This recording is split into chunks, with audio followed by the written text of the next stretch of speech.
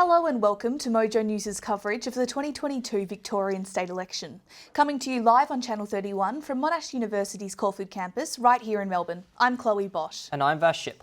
But before we begin, MOJO News and Channel 31 would like to acknowledge that this broadcast is being held on the traditional lands of the Wurundjeri people of the Kulin Nation, and we all pay respects to elders past, present and emerging. Tonight we'll keep you up to date on all the big stories as they unfold and explore the key issues at stake for young Victorians in this election. The incumbent two-term Labor government, led by Premier Daniel Andrews, is seeking a third term in office. Challenging them is the Liberal and National Party coalition, led by opposition leader Matthew Guy. As with this year's federal election, the Greens, other minor parties and independents are tipped to play a key role in tonight's results.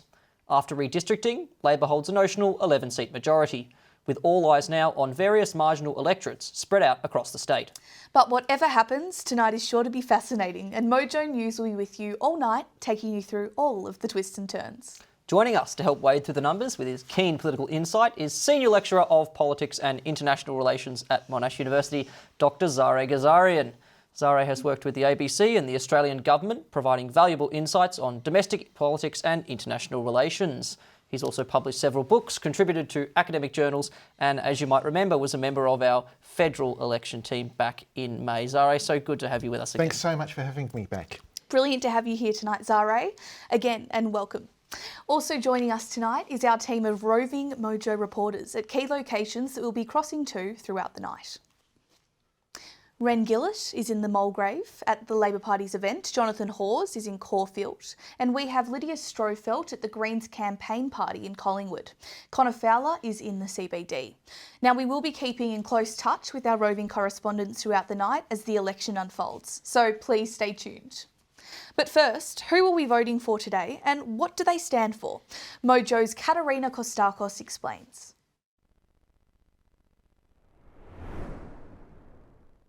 Like the Commonwealth, Victoria has two major parties, the Labor Party and the Liberal Party.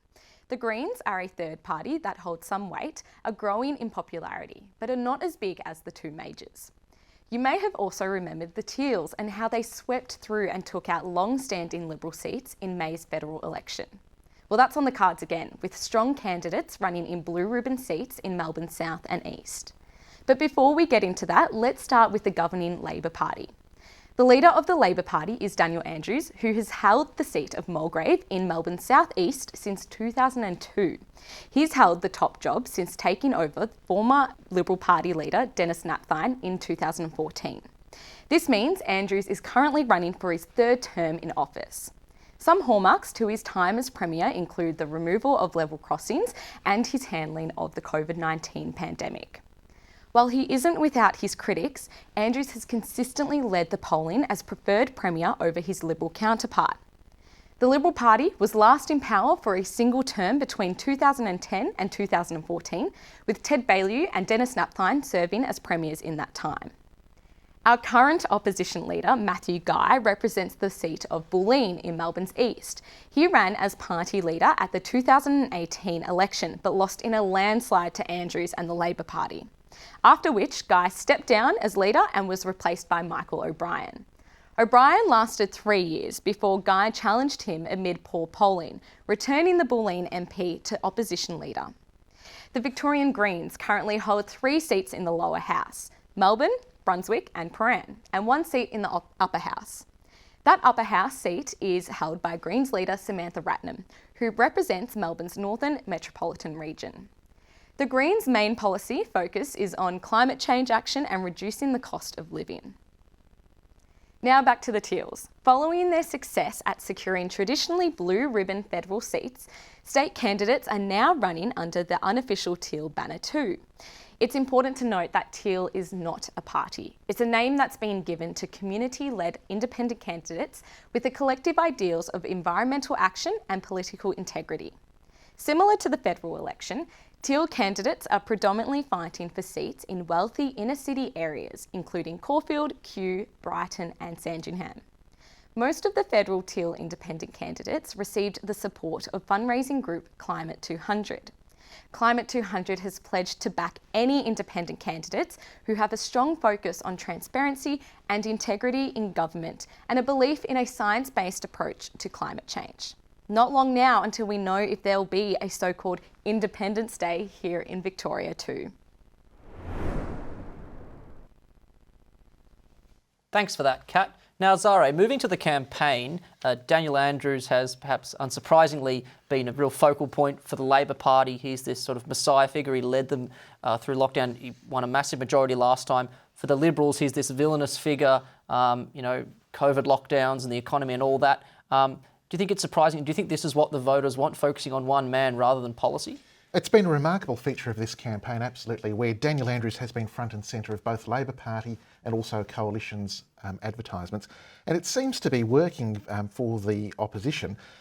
Whether the Andrews brand has been tarnished over recent months with questions about IBAC and integrity coming to the fore, that remains to be seen. But certainly for the Coalition, they've seen Daniel Andrews as the weak spot and they've really focused on him.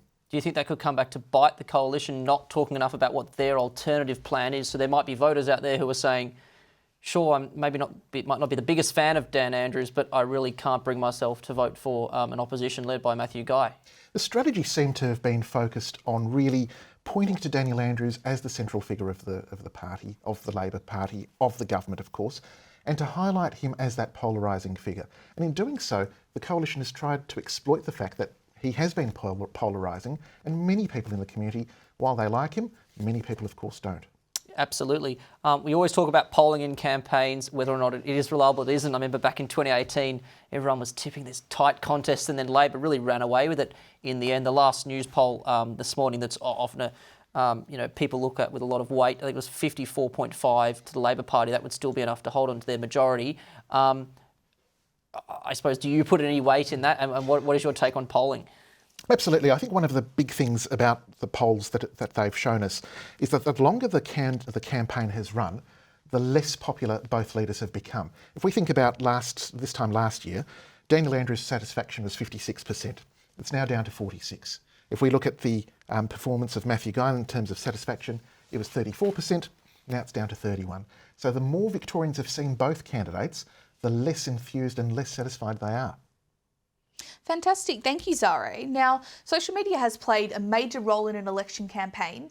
Both parties have flocked to the forum to extend their appeal to an increasingly younger, tech-savvy electorate. MOJO News' Katerina Kostakos went out this morning to the marginal seat of Caulfield, where we are broadcasting from. It's held by Deputy Liberal leader David Southwick. She went there to chat to young people at voting centres about what they're hoping to see come out of this election. Victorian voters are turning out in droves all across the state this morning. For some young people, this may be their first time voting in a state election. I'm here in Caulfield to find out what matters to young people the most and which parties will secure their vote. Yeah, so the cost of living, like we were talking about, that I think is more important for especially young people and single people, because it's just kind of impossible to rent by yourself. To me, policies that really matter are things such as climate change, LGBTQIA+ rights. I'm always really passionate about them, and yeah. These days the cost of living is already rising so high, it's already unaffordable to just live and exist in this day and age as a young person, and knowing that I will never be able to afford a house. So anything that can really make it a little bit easier for the people who are being raised in this generation. I think just continuity. Infrastructure projects have been such a big deal for the Andrews government over the last 4 years, and despite all the lockdowns and the flack he's copped for that, it's important to keep the state progressing, and that's been a big part of why I'll be voting for Labor today. I don't really get that many political ads on my social media. The couple I do see are always like those blast ones where they're like, down with this person, they talk. So I don't really see that many altogether. They seem to have months of campaigning, and now it's maybe a week. I think there was only one debate in the lead up to this election. So no, it's not really affected me at all in relation to campaigning from either party, really. The ads have been shocking. So I usually try to scroll through them because they're not enticing and they're not relatable, and yeah, they don't really do anything for me as a voter. I mean, people forget that we're not voting really for Andrews or Guy. We're voting for, our local representative. And focusing on that, I think, makes all the difference in how people should vote. Voting for somebody who's got the best interests of the local area at heart, that's going to be a key difference in either federal or state elections. Young people are banking on better action on climate change and an ease to cost of living pressures. But only time will tell whether young people will get what they asked for. Katerina Kostakos, MOJO News. Now to explain how those numbers we put into boxes on our ballot papers earlier help to decide who governs Victoria, here's our reporter Sabrina Toe.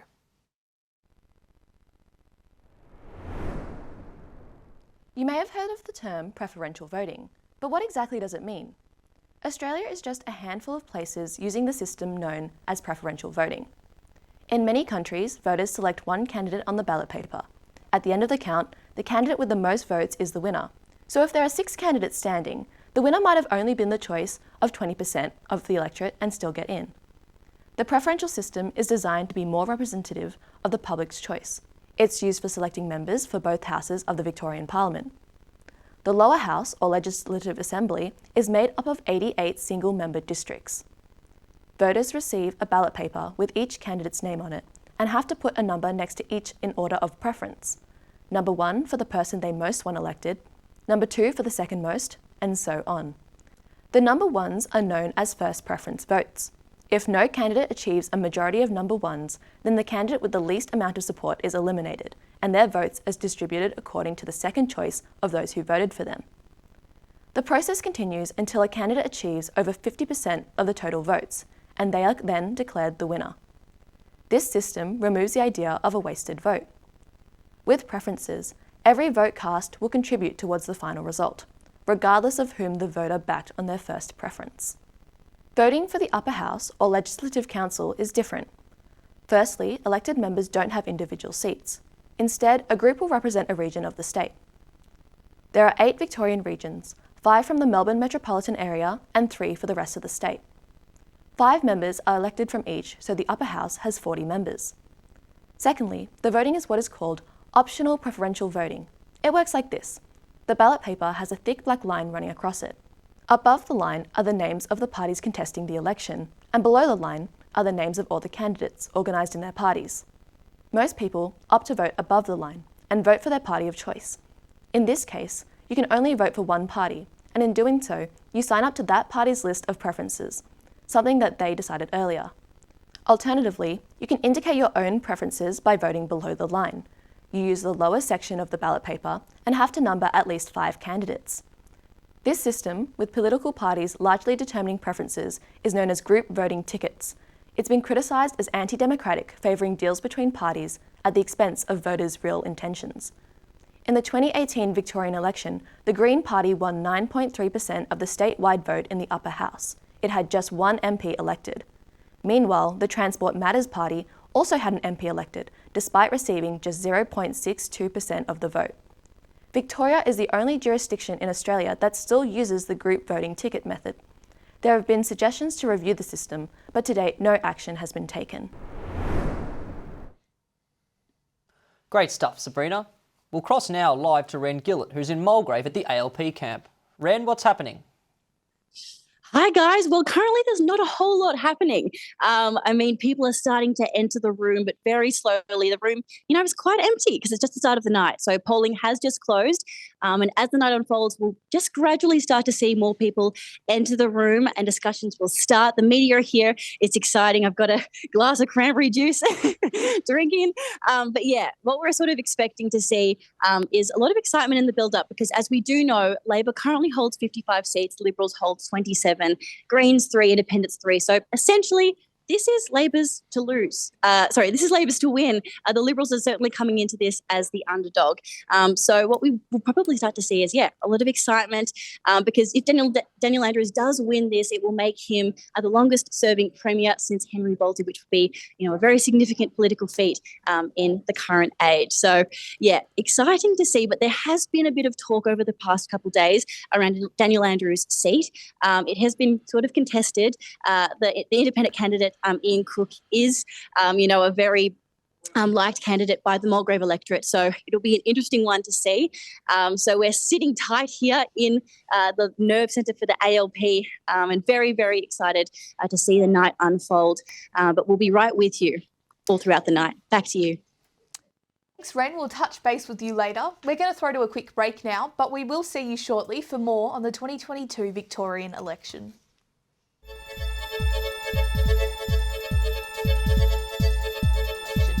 Let's now look at a major topic throughout the campaign, the state of the Victorian health system.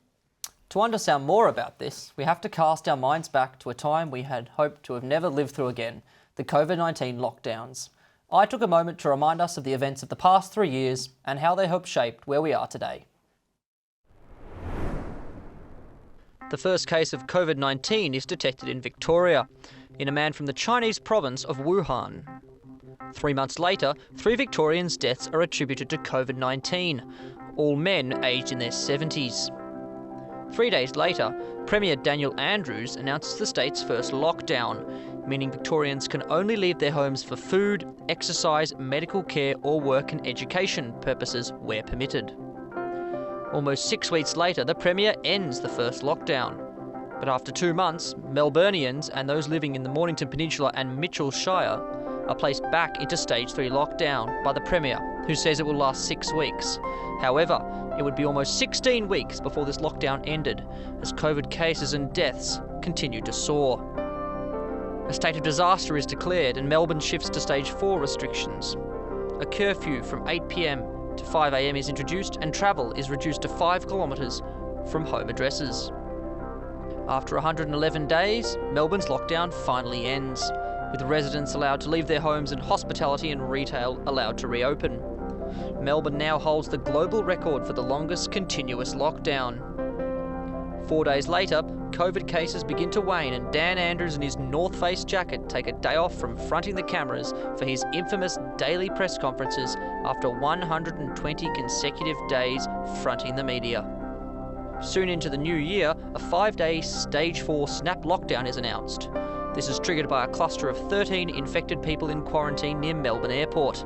All internal borders close and international flights are suspended. 5 days later, the lockdown ends, although masks remain mandatory indoors and outdoors when social distancing is not possible. Limits remain on gatherings too. After 3 months of relative freedom, a 26-case cluster in Melbourne's north sees a 4th COVID lockdown enacted. Residents can now leave their house for a 5th reason, to get a COVID-19 vaccination. Melbourne's 4th lockdown ends a week after the government anticipated, but visitors still aren't allowed in homes and masks remain mandatory outside, with a 25-kilometre travel radius continuing to exist. The next month, the government announces its 5th lockdown, to last 5 days from midnight. This one is triggered by New South Wales removalists who set off an 18-case cluster as they shifted furniture into a Maribyrnong apartment without wearing masks. After 12 days, the lockdown ends. Students can return to school, but mask mandates and bans on home visitors remain in place. Public gatherings are limited to 10 people. Victoria enters its 6th lockdown, but country residents are given a reprieve after just 4 days. City dwellers will stay in lockdown for a further 2 months, however. A month into the 6th lockdown, deaths are attributed to COVID-19 for the first time in 9 months in Victoria. The deceased are 2 women, one in her 40s, the other in her 60s. Netflix releases Squid Game, giving lockdown Victorians something to binge and a topic of discussion for Zoom meetings. Late September sees 4 consecutive days of CBD protests in response to workplace vaccine mandates implemented by the government. More than 500 people are arrested by police. With the metropolitan area and the Mitchell Shire continuing to languish in lockdown, Melbourne passes yet another milestone. Its 245 days of cumulative lockdown is the longest anywhere in the world. Melbourne emerges from its 6th and final lockdown after 77 days. The same day, the state passes 1,000 COVID-related deaths. Victoria's pandemic declaration ends after a mammoth 903 days.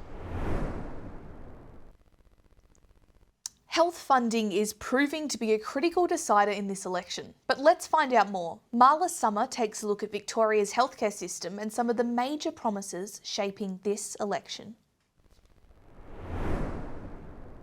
After a tumultuous 3 years of lockdowns and restrictions, the major parties are promising big spending on the health system this election. Before we get into those details, let's take a look at where it all went wrong. The pandemic created unprecedented demand for care, pushing other medical emergencies to the outskirts. This July, Alfred Health announced the deferral of elective procedures to continue prioritising urgent care. Years' worth of delays mean staff are still working to clear elective surgery backlog. Calls to emergency services skyrocketed, with an exhausted system struggling to keep up. Fewer than 70% of 000 calls were answered within 5 seconds during parts of the pandemic.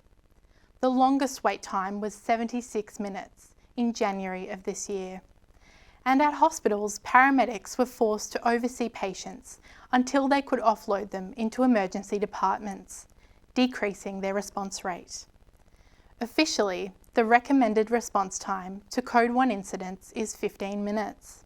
But Ambulance Victoria says the ability to respond within that time dropped by 12%, from 79% in October through December 2020 to 66% in that same time period for 2021.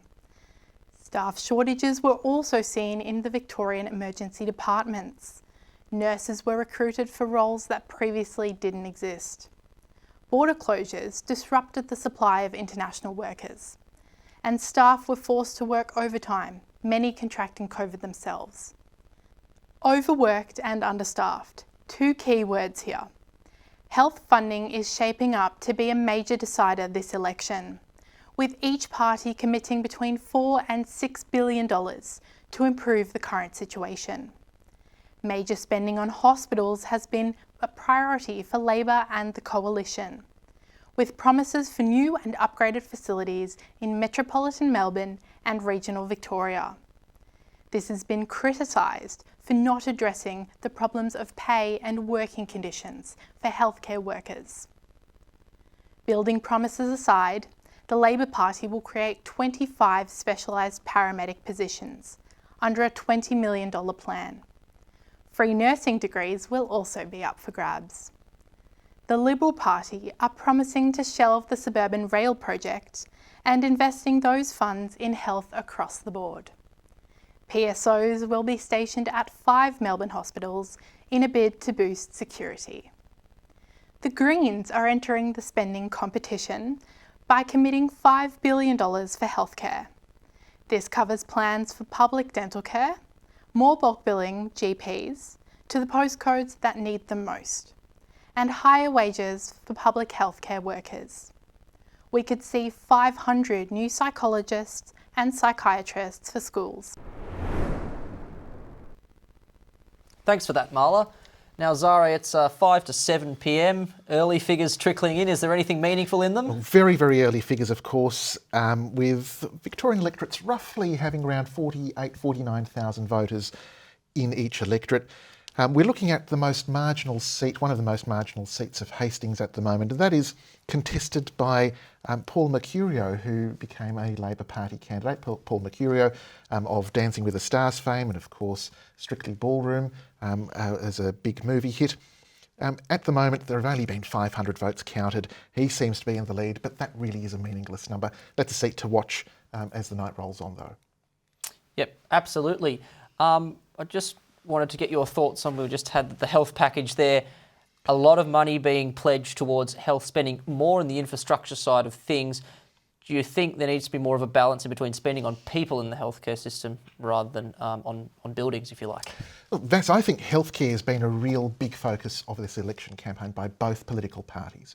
We saw Labor promise free and interesting, innovative approaches to nurse training, to sign-up bonuses and so on.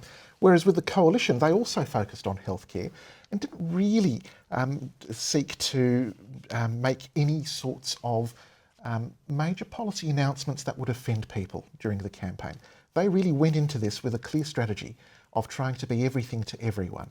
And that, I think, is going to be a real test, whether Victorians respond to that in a favourable way, or whether they are asking whether there were details that were missed out, or indeed whether they don't agree with the sorts of policies that the government or the opposition, in fact, has put out there. Yeah, absolutely. Health has been a major issue, and speaking of the health system, recent nursing graduates like Amanda are seriously considering dropping the profession just months out of graduating university. Let's take a look now at how staff are coping. Katerina Kostakos with this interview. Amanda set her sights out on becoming a nurse the moment she left high school. She had an empathetic heart and she really wanted to help those in need. But after 9 months of being a graduate registered nurse, she realised it's not what she expected.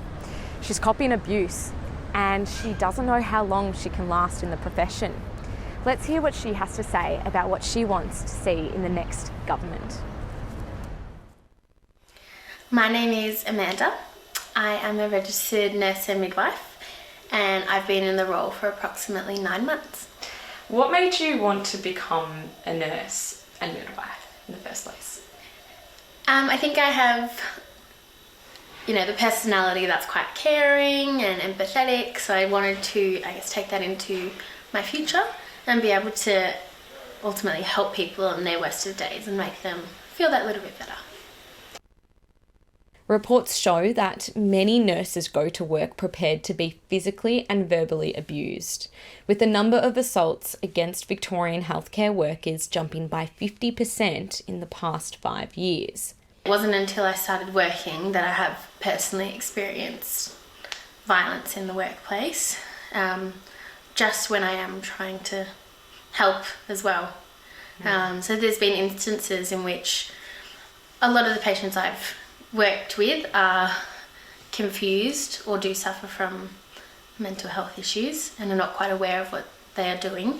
But there's been times that I've been punched, been verbally assaulted, especially by family members, and I've had patients try to hold on to me and break my arm as well. A lot of the experience I've had is with older people. So there have been a number of times in which I've helped clean up bodies or resuscitate and be able to feel the CPR breaking people's ribs, which you don't realise how, traumatising it is until you're actually in the workplace. Opportunities for time off are few and far between for healthcare workers. Critical understaffing coupled with increasing demand resulting in longer hours and less leave. I'm still full of, adrenaline doing the work that I do, coming home and being able to rewind with, an 8.5 hour turnover. It's just not possible to be able to get enough sleep or just recoup after a night shift before starting it all over again. To ensure a sustainable and supported path forward for healthcare professionals, Amanda is calling on the government to focus on resources, retaining staff and rest for an overworked and understaffed industry. I think I'd like the government and those in charge to really listen to the people who actually work in the workforce, so they're able to get a real understanding. No one knows what nursing and midwifery is like when they haven't worked a day in it. So I think the best way to get change to happen is to actually listen to the people that are directly involved with it. The number of practicing healthcare professionals is dwindling, with Amanda now questioning how many years she sees herself pursuing nursing amidst the long hours and lack of institutional support. There have come points in the 9 months I've worked already when I have said to myself, this is not a lifelong career, it's not something I'm going to be able to do for many more years. I've probably set myself a goal, and that's at the best, of working in a hospital for 3 to 5 years before seeking a job elsewhere.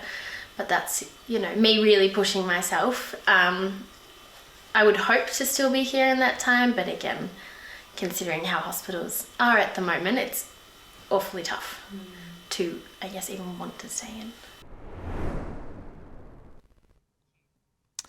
Now, the Reason Party's Fiona Patten is one of the highest profile members of Victoria's upper house. She's with Connor Fowler. Connor, over to you. Thank you very much. Joined here by Fiona Patten. Fiona, what's the overriding emotion you have here tonight? Look, to be honest, probably relief, but look, actually a sense of achievement. I think we've worked really hard over this campaign. For me personally, it's been an interesting campaign, but we've just had such great camaraderie and spirit. So, yeah, look, no regrets, and hopefully we'll get a win. Do you have any surprises that you're expecting to see tonight, or has anything surprised you along the campaign so far? Look, I suppose it shouldn't have surprised me, but there's a lot more recognition of Reason and the party than I guess I kind of expected, but that's a good thing. It's still going to be a tough battle for us to win that last seat. It always is a tough battle. I would be really surprised tonight if we knew where we were, because in previous years, in previous elections, it's taken 3 weeks before we know the outcome. And I know you've said, on your website, that the Reason Party is really awesome at being collaborative in Parliament and working together. What do you think makes your party so effective in doing that? Look, I think we have been able to play well with others. And, we're not there to play politics. We're actually there to get our policies through. And for me, I've probably put up, I'd say like up to 10 private members' bills. Most of them have got through as law, but not in my name. And that's what it's about. It's not about you personally. It's about being able to make that change however you can do it. And are there any parties in particular that you would look forward to working with? Look, I'm easy. I can work with the Greens. I can work with the ALP. And look, certain elements of the Liberal Party I can work with. It will be interesting to see whether my old friends at Animal Justice or my friends at Transport Matters, or probably the real black sheep will be legalised cannabis. Now, if legalised cannabis wins a seat, that will really ramp up the campaign for drug law reform. And do you think they will? They've got a very good chance. Rachel Payne, who is a personal friend, I'd disclose, is running for legalised cannabis in Southeast Metro. Now, she's got a very sweet preference flow there. And if the federal results are anything to go by, legalised cannabis could do very well down there. And it's been a massive 4 years, almost with unprecedented events, the pandemic, bushfires, floods. What do you think the Victorian public are looking for in leaders at this current time? Look, I don't feel like on the booths that I was on, there was much looking back. I think people wanted to look forward.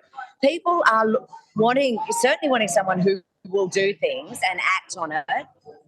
And yeah, look, building big things is a great thing, but also they're worried about services. They want to see policies that make it easier for them to go to the doctor, not necessarily a new hospital. That makes it, I think, makes the community fairer and just, and that will go to the cost of living. People are doing it really tough. So they will want, I would hope, and I sense that they're looking for compassion as well as competence and common sense. So what would you say should be the priorities of the next government? Health, and health. Also, and housing. Housing is crucial. Now, as someone who chaired the Legal and Social Issues Committee, I did the inquiry into homelessness, followed by an inquiry into the criminal justice system, followed by an inquiry into children affected by parental incarceration. Every single one of those, safe housing was crucial. So if we want to spend less of the billions we spend on prisons, we need housing. If we want to fix some of our mental health issues and early intervention, we need good, secure housing. So, yeah, housing will be there. But for most of the people out on the street, it was really focused on health. And I guess I'm not surprised after coming out of a global pandemic. And you're big on compassion. Do you think at the moment the current Andrews government has enough compassion in their practice? Look, when, I guess Daniel Andrews probably doesn't portray compassion. I suppose that's not the message you get from him on television. But I'd have to say there's a strong team behind that. And many of those I've been able to work with on things like ending loneliness, decriminalising sex work. All of those were around equality, people being treated fairly and compassionately. So I think there is a good team there. Having said that, if it is a Liberal government that we're coming forward on, there are also some good people in the Liberal Party. If it's a minority government, which way do you think you might lean? Well, I'm in the upper house, and the upper house has always been a minority government. The government has always needed someone's vote who wasn't Labor to get anything through. So I'll continue to work constructively with whoever is making government. I very much doubt that whoever makes government in the lower house will have a majority in the upper house. Well, thank you so much for your time, Fiona. I wish you all the best tonight. And back to you guys in the studio. Thank you. Thanks for that, Connor. That was Fiona Patton, the Reason Party's candidate for the Northern Metropolitan Region in the Upper House. We'll be checking up on our other reporters all throughout the night, so stay tuned.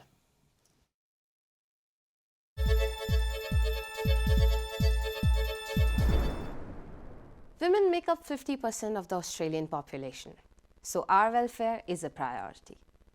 Abortion, mental health and domestic violence were all big discussion points in 2022. In Australia, women are nearly 3 times more likely than men to experience violence from an intimate partner, and 1 in 3 women have experienced physical violence since the age of 15. But with the rise of the pandemic, major parties have focused their promises around hospital upgrades and funding for healthcare workers. So where do women stand in this state election? Let's take a look at what the major parties are promising. The Labour Party is looking at expanding women's and children's hospital services in Geelong. Additionally, a new early parenting centre is on the way in Wyndham as part of a $148 million investment to boost parenting services. In September, Labour pledged to invest a further $1 million to SheEqual, addressing gender stereotypes and sexualization in advertising. In another initiative, the Andrews government also released new educational resources including interactive videos and e-learning modules to help small and medium-sized businesses understand and close the gender pay gap. And the previous introduction of the 10-year industry plan to prevent family violence will move into a new phase focusing on Aboriginal-led prevention. Now let's take a look at the coalition's plans. The election of a coalition government would mean $5.5 billion to prioritise women's welfare. This includes subsidising the cost of egg freezing for women with cancer or genetic conditions, revised pregnancy support and better perinatal mental health care. And the coalition met Labour's promise to reduce violence against women by investing $2.5 billion over 5 years in the Federal National Plan. The Liberal Party is also looking to expand women's and children's hospital services in Geelong. Lastly, let's take a look at the Greens. The Greens have promised action in a range of areas: safer access to abortions, exploring reproductive health leave, and supporting birthing on country projects are all part of their election promises. They've also made a $69 million promise to provide free pads and tampons in all public schools. So what can we make of this? We can conclude that women's welfare has been a discussion in the major party rooms this state election. But as we all know, discussions are distinct from action. So let's see how these policies play out once the votes are in. Let's now take a deep dive into female-focused policy by welcoming Monash University Professor of Politics and International Relations, Katrina Lee-Koo. It's wonderful to have you with us tonight, Katrina. This election, the Greens pledged $69 million for free pads and tampons in public schools, while Labor pledged $23 million for free sanitary product dispensers in up to 700 public locations. So I was wondering, do you believe women took these promises into consideration when they voted this election? Look, I think so, Chloe. I think this has been a really important and significant. Katrina, I will just let you know we're having some technical issues with your microphone. So Marla and I just wanted to wonder, what do you think about this? Period poverty is obviously an issue that we see throughout the world, and it's nice as women to see this initiative occurring. What do we think about voting as women? Is there a thought you have about that, Marla? I believe it's definitely super important that the Greens have also pledged the 69 million. I think that's, a really good start. There was that pledge in 2018 that ran by the Andrews government, and that has sort of progressed, and now it's progressing even further. So I believe that, this is a big issue for women's. Thanks, Marla, but let's go to someone professional now. Back to you, Katrina. No, I think Marla's absolutely right. I mean, I think both the Greens and Labor have had a really strong policy on this. And one of the things that it does, in addition to sort of enhancing women and girls' access to the workplace, to the community, and also to school, is it starts to demystify and destigmatise issues around menstruation. It also presents it not just as a human right and as a women's rights issue, but I think we know, as you've been talking about all evening, that some of the key issues in this election are going to be cost of living and they're going to be healthcare. And so this issue cuts across both those platforms. So I think it is an issue, as you were saying, that women will think about as they go to as they went to the polls today, and something that will really influence their vote. So in a similar sort of vein, obviously IVF and egg freezing procedures have been pledged by the Coalition. Grants of up to 7,000 are available for women with serious health conditions such as cancer and endometriosis. How do you think that sort of swayed the women's vote? Again, it's been really important and interesting to see just how significant the policies from both the major parties have been on IVF. And as you say, the Liberal Party has offered a really generous policy on this issue. So they're offering subsidies for fertility treatments, they're offering subsidies for fertility screening for first and second rounds of IVF. So something like 13,000 women in Victoria accessed IVF last year, but there's only one clinic in Victoria that bulk bills. So that means that less than 10% of those women who needed IVF treatment in the last year were able to access it in a really affordable way. A round of IVF can cost anywhere between around $5,000 and $15,000. So for women who have fertility challenges, who want to start a family, the price can be really prohibitive. So I think the policy from the Liberal Party will be really welcomed by those women and those families who are requiring IVF treatment. And as you were saying, there's a particular package for women who have serious cancers, endometriosis or gynecological problems, and that's going to really support them to be able to start a family in their future. The Labor Party doesn't have quite as generous a policy, but they're offering to subsidise, particularly for Victoria's lowest income families, fertility treatment and try to grant greater access to bulk billing across the state. So in terms of those women who are actually going through this process, I think for them and their families, this will be a really significant electoral issue, but I think more broadly it's something that will be welcomed by all women in the community. Yeah, and moving on from fertility issues, how do we think the parties are addressing domestic violence, and how do we think that's played a role this election? This has been, again, a major significant issue. Recently, we've seen the release of the National Action Plan on the Prevention of Violence Against Women and their Children, which has been a really important platform for organisations across Australia to be able to advocate for better support for families that are experiencing domestic violence. So I think, again, both parties are really attentive to this issue. They understand the impact that it has, particularly upon women and their human rights, but also the broader impact that it has upon the economy, upon families and upon our society. So I think both parties are attentive to it, but we are seeing sort of stronger policies from the Greens and Labor on these issues. So as part of a $270 million plan, the Labor Party is also offering free uni degrees, particularly for students enrolling in nursing and midwifery. And there's sort of the undergraduate students are getting $16,500 and the other postgrad students are getting $10,000. So given that this is sort of a vocational experience that is tailored to women, how do you think that sort of swayed the vote? I think if you're a young woman who's considering nursing or midwifery, this is really going to sway your vote.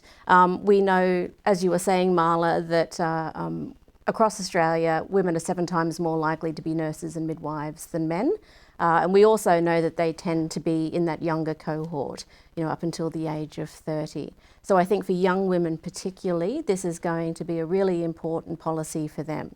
It's going to mean that they're going to have access to the education and training that they need and are able to pursue that profession. So we've seen already that there's been 33,000 applications across Victorian universities to study nursing and midwifery this year. So I think that's in anticipation of that policy. It's been growing year on year.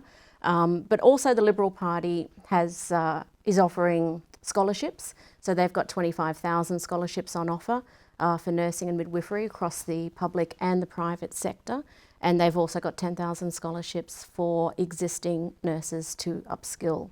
But I think, again, if young people are thinking about nursing and midwifery as their career choice, this is really going to influence their vote.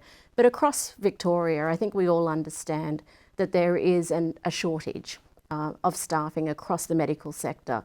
So I think for the broader community, we understand that there does need to be greater support for people to skill up and train in this profession. So I think across the constituency, we're going to see people responding favourably to this policy. So while all this is really great, what areas do you think have been overlooked? Look, I think for the Liberal Party, it seems to have overlooked childcare issues.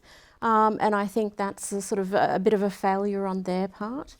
This is a major issue and the Labor Party and the Greens have both put strong platforms.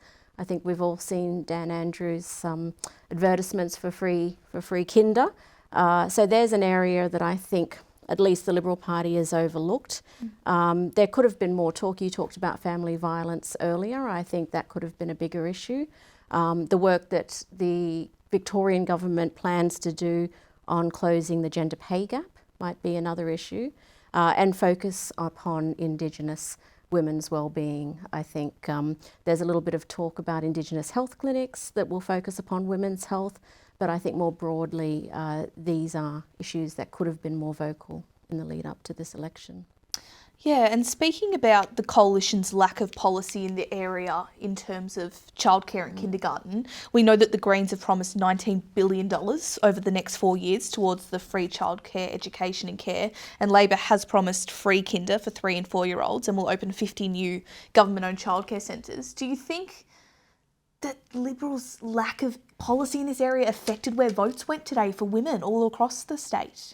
Look, I think particularly, for women with caring responsibilities and women with small children, they are going to be looking very closely at what the major parties offer with regard to childcare. Childcare is not only something, it's a burden, as we know, that disproportionately falls upon women, but we also know it can stymie women's careers, and it's also a trigger in the gender pay gap. So addressing childcare is a really significant issue for women, but I think we also know, research over the last few years and global attention is really being paid to the importance of early childhood education. So it's not simply the issue of childcare, but of better understanding how important those first 5,000 days are for children and ensuring they get really high quality early childhood education, which I think is an issue for all voters who have young families.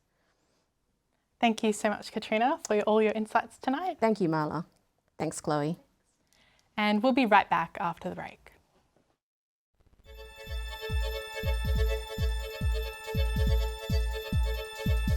Welcome back to the MOJO News election broadcast. I'm Jonathan Hawes, coming to you live from Balaclava Hotel at Victorian Liberal Deputy Leader David Southwick's election party.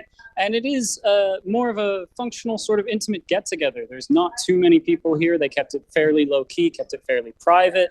It's been very calm, very peaceful here so far. A lot of the guests have been very welcoming, very happy to have us, and we're very grateful to be here as well. We'll be hearing from David Southwick himself. He's promised us a few minutes of his time later on in our broadcast. But for now, we're just letting you know how things are going, how Liberal voters are reacting as the election results come in. So stay tuned, and we'll go back to the studio for now. Thank you. Thanks, Jonathan. Traditional education was flipped upside down during the pandemic, and while students are now back at school, there are still issues plaguing the sector. Connor Fowler takes a look. The pandemic brought about a new frontier in education almost overnight with the introduction of remote learning.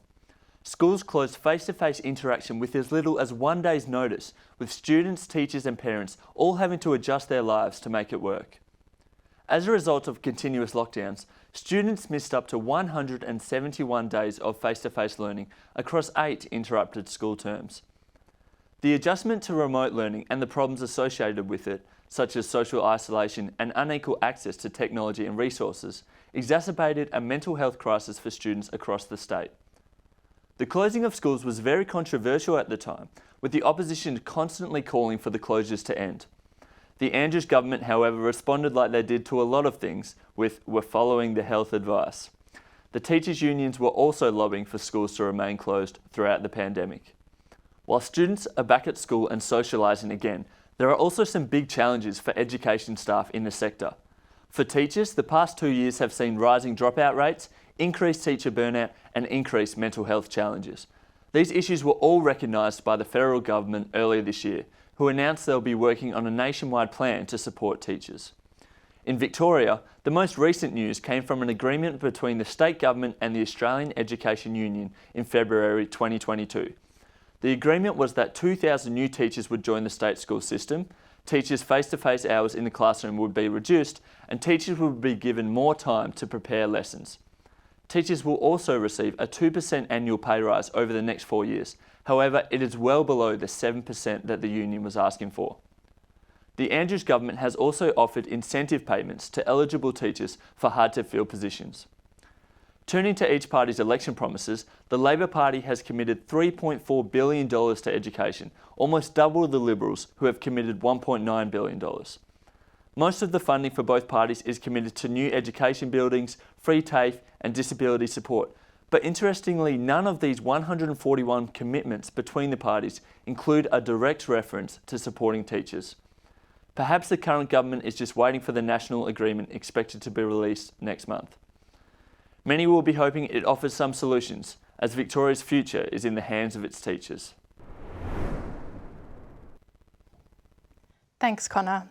Now, just to touch on free tertiary education, this has been criticised and the cost of it has been criticised. Zare, do you think that the benefits of free tertiary education outweigh those costs? Marla, absolutely. I think there's a case to be made, and of course free tertiary education was something that people in the 70s enjoyed in Australia for a brief period of time. But I think education as a broad area has really had a major impact on this election campaign. We've seen the major parties pour hundreds of millions of dollars into promises. We had the coalition, of course, talking about free lunches as an example of how much emphasis they've placed on education. And of course, Labor talking about increasing facilities, spending money in terms of resources and training for teachers as well. So I think it's a major issue that, of course, is the responsibility of state governments and really makes an impact in terms of how people vote. So much of the emphasis, though, has been placed on supporting students through COVID lockdowns, as mentioned in the explainer, 171 days of disrupted learning, but not much has been said about teachers, and some recent Monash research pointed to the fact that only 14% of teachers felt their workload was sustainable. So what needs to be done, do you think, to support educators? I think the education system, like the healthcare system, has really come under a lot of pressure during COVID. And one of the most important things that I think we can take from this whole COVID experience is the importance of giving people the time, the support, the resources and the facilities they need in order to do their job effectively. So I think when we've looked at the major parties' policies in this regard, we can see that they've taken education seriously and have sought to act on it. And so back to the election, which of the parties do you think has sort of a better education promise and why? I think both parties have given it their all when it comes to education policy.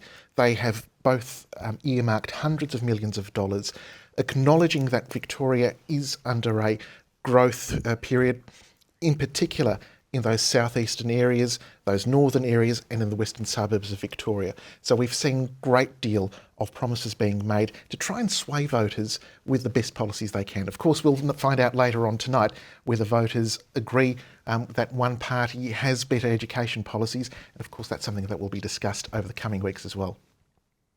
Absolutely, and teacher shortages have become the new normal all across the state.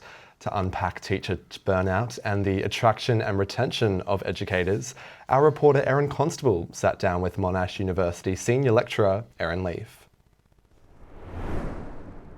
Thank you so much, Dr. Erin Leaf, for joining us. So I wanted to start with, how do you think teacher burnout is affecting students? Yeah, that's a really great question. And I think it's important to first understand what is burnout when we talk about burnout in relation to teachers. So burnout is a progressive state of exhaustion and lack of commitment that results from chronic stress at work. And so if teachers are experiencing chronic stress and it's impacting their mental health and well-being, then we have to assume that that's also negatively impacting the students that they support. How do you think these issues of burnout are affecting future teachers who want to enter the profession? Students may reconsider entering the profession as teachers unless we do something to address the issues that are resulting in teacher burnout. We have an issue both of attracting new teachers into the profession as well as retaining the existing teachers that we have. And unfortunately, we are seeing a relatively large number of teachers who are early on in their career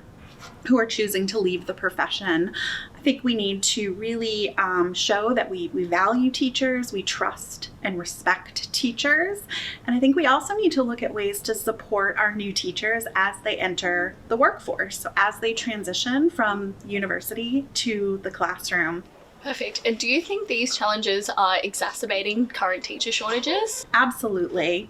I think chronic stress at work is exacerbating both our attraction of new teachers to the profession as well as retaining the teachers that we currently have. We need to look more widely at the systems around teachers and how we can put systems in place that support them to get back to doing their core work, which is teaching every day in the classroom. How do you think the next Victorian government can address these issues? First and foremost, teachers need to have a seat at the table when decisions are being made about their work. So teachers should have a voice in policy making, and we should listen to teachers, and we should invite teachers to both identify the challenges that they're facing within their work, as well as co-creating solutions to those identified challenges. Secondly, there's a real need to look at the workload of teachers. Over 80% of teachers who participated in the recent Teacher Perceptions of Their Work survey suggested that their workload was unmanageable. So there's an urgent need to look at ways to reduce teacher workload to ensure that we're asking them to do a job that they can actually do. So looking at new ways to fund and introduce new roles into schools could be a really useful way to reduce some of the challenges that teachers are currently facing. Thank you so much for your time. I really appreciate it. Thanks, Erin. Education is yet another key issue this election, of course. Zare, do we have any early results or trends? We have some that are starting to come in, bearing in mind, of course, it is still very early on, and we are still waiting for more meaningful numbers to come in. But for those who are expecting some sort of massive groundswell against the government, it doesn't seem to be reflected in the data. In fact, it looks as though pretty much the status quo is remaining. Looking at some of the marginal seats, for example, the seat of Hastings, we mentioned that at the moment it looks as though Labor is enjoying a bit of a swing towards it, which would be a steal essentially from the coalition's ledger and give Labor an increased majority. Of course, that's still, count is still going on. I think if we look at seats like Glen Waverley, another very marginal seat that is currently held by the Liberal Party, that's neck and neck, essentially 50-50. So while we are seeing some movement in the electorate, it hasn't been an immediate shift, and that anger that some people would have been expecting isn't coming out in the first batch of numbers yet. Another point I think we need to make in terms of marginal seats, is, of course, there are many of them. For the Liberal Party, for the National Party, we've got about 17 seats that are held with less than 5%, making them all ripe for Labor wins. On the Labor side, I think it's about 11 seats. So Labor did really, really well at the last election, and that's given them a very strong buffer coming into tonight. Absolutely, and there's been a bit of discussion about the potential for some Teal independents or for some Greens to take some of those marginal seats. Do we have any updates on any of those ones? I think one really interesting one that's coming up is the seat of Footscray, which is at the moment pointing to a Green win, and that's going to be a very interesting win if they indeed pick that up. If they win Footscray, then the trend may be that the Greens will do really well and also pick up Northcote, which I can see they're starting to lead in now, and come close to Pascoe Vale. And while the Greens are picking up a few seats, Labor has made it quite clear that they won't be forming a minority government in the event of a hung parliament. Do you think this is a smart political move? I think it's what major parties are expected to say. They are expected to reject any sort of preference deals or deals to govern in minority from the outset. But when push comes to shove, as people would say, certainly we'd expect any of the major parties to negotiate with whoever is there in order to form government. Of course, certainly an interesting result unveiling tonight. Yeah, definitely. Another important issue to Victorians is integrity in politics. This has dominated headlines over the past 4 years, with both the government and opposition facing multiple scandals which have claimed political careers. Victorians are crying out for integrity and accountability, but as Tom Carey explains, the politicians don't appear to be getting the message.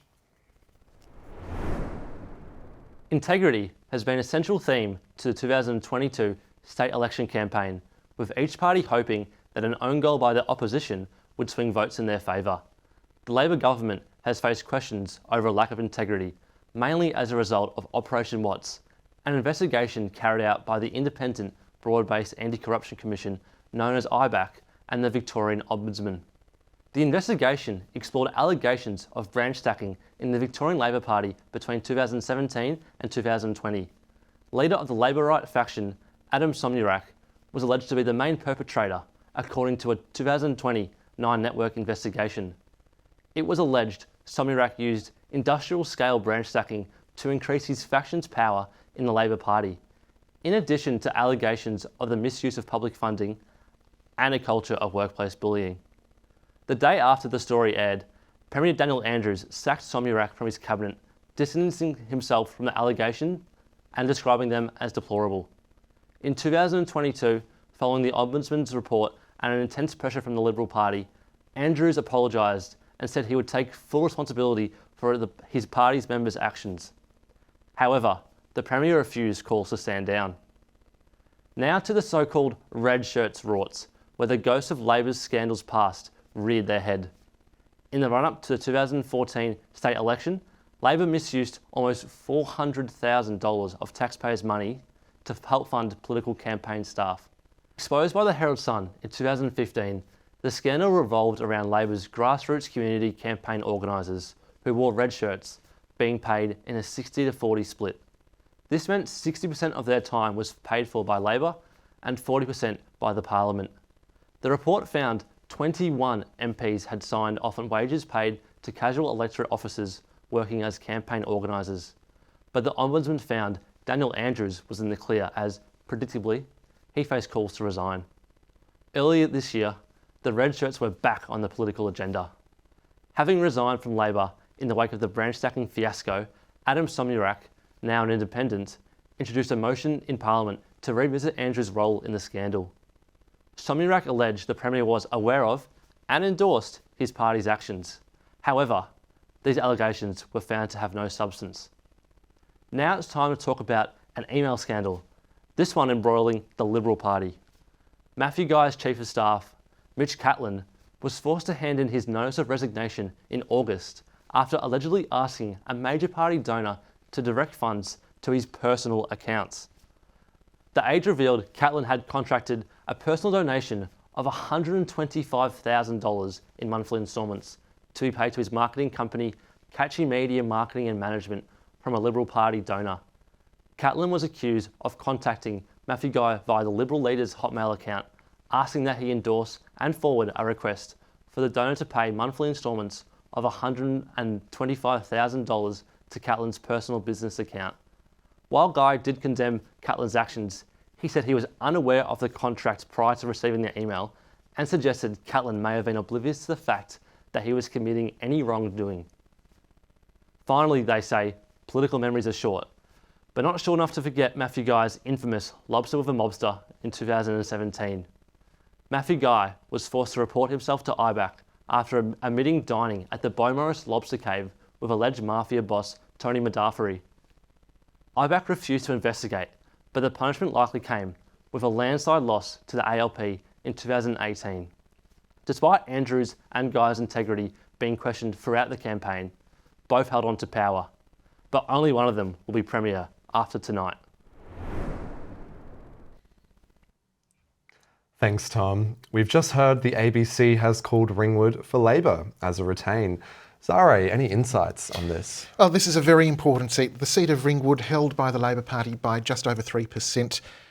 It is a seat that is now being contested by Will Fowles, who won Burwood at the last election. But that seat has been abolished, explaining why Will Fowles is now contesting Ringwood. It covers the suburbs of Mitcham, Nunawading, Heathmont. One of the most important things about this seat, of course, is that this was precisely the type of seat the coalition needed to win if it was to form government. Only a 3% margin. If the campaign had done what it should have done, and that is convince people to vote for the coalition in terms of the coalition's perspective here, then this should have been a seat that they would have nabbed from Labor. It doesn't seem to be that way, and in fact it looks as though there's actually a swing towards Labor, which is perhaps going to be a word that we'll be using throughout the night, a disastrous result for the coalition. This is one of the seats that had to be won. It looks to be lost. It's a disaster. So is that surprising to you, considering it's sort of the first time that Victorians can actually have their say about the Labor Party? Absolutely. This is one of those classic outer metropolitan areas that really the coalition would have been looking at and thinking, we can actually win this. It has been a swinging area in the past. What we are seeing is a problem for the coalition because they may win other seats, and of course the night is still young and the count is still going, but to not win Ringwood is essentially taking a pillar upon which they would be building their new government on out from underneath them. So I think this is a very significant result. This is a significant problem for the coalition, and unless swings start to come in other parts of the state, then the coalition is looking to be in an ugly position at the moment. And we'll have some more insights on that soon. We'll take a quick break now, back shortly.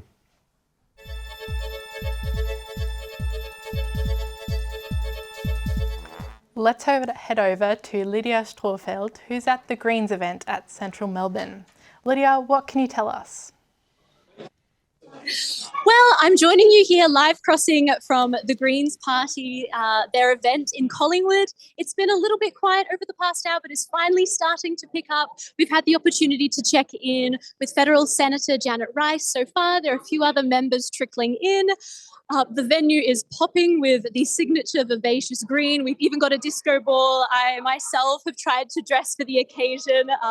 But in all seriousness, this is an incredibly pivotal, important election this evening. The party are really hoping to follow up and continue on with their momentum from this year's earlier federal election, in which the Greens picked up an additional 3 seats in inner city Brisbane. So really hoping to replicate those results tonight. Leading into today, there were a few seats that they've been keeping an eye on and really hoping to pick up. Just over the past hour, we've been keeping an eye on Footscray as well. Some positive results coming in there. But until then, we'll just keep checking in on those results. As I mentioned, it's an incredibly pivotal, important night for the Greens here. So hoping to come back to you soon with some really important news and the next Green slide following the federal election earlier this year. Back to you in the studio. Thanks, Lydia. We'll be sure to check in with you throughout the night. Now we're hearing that Ringwood has been called for Will Fowles from Labor. Zari, what impact do you think this will have on the result? It's interesting because the real battle for the election really to become government is for the coalition to win those southeastern and eastern metropolitan seats. And Ringwood is a classic one of those seats that it must hold on to or in fact win. I do suspect that what we're seeing at the moment is, of course, some of the early polls which may be smaller polling booths reporting, but the trend seems to be on. And Will Fowles, who is a first-term MP, was firstly elected to represent the seat of Burwood in 2018, he has now, looking like it, he has now been re-elected as the new member for Ringwood.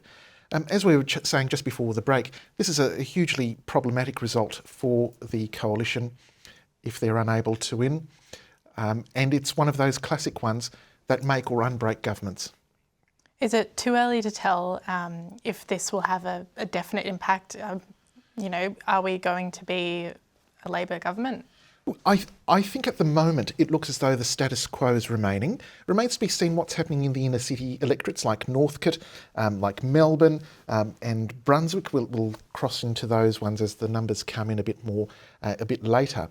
But ultimately these will have some impact, huge impact on what's happening.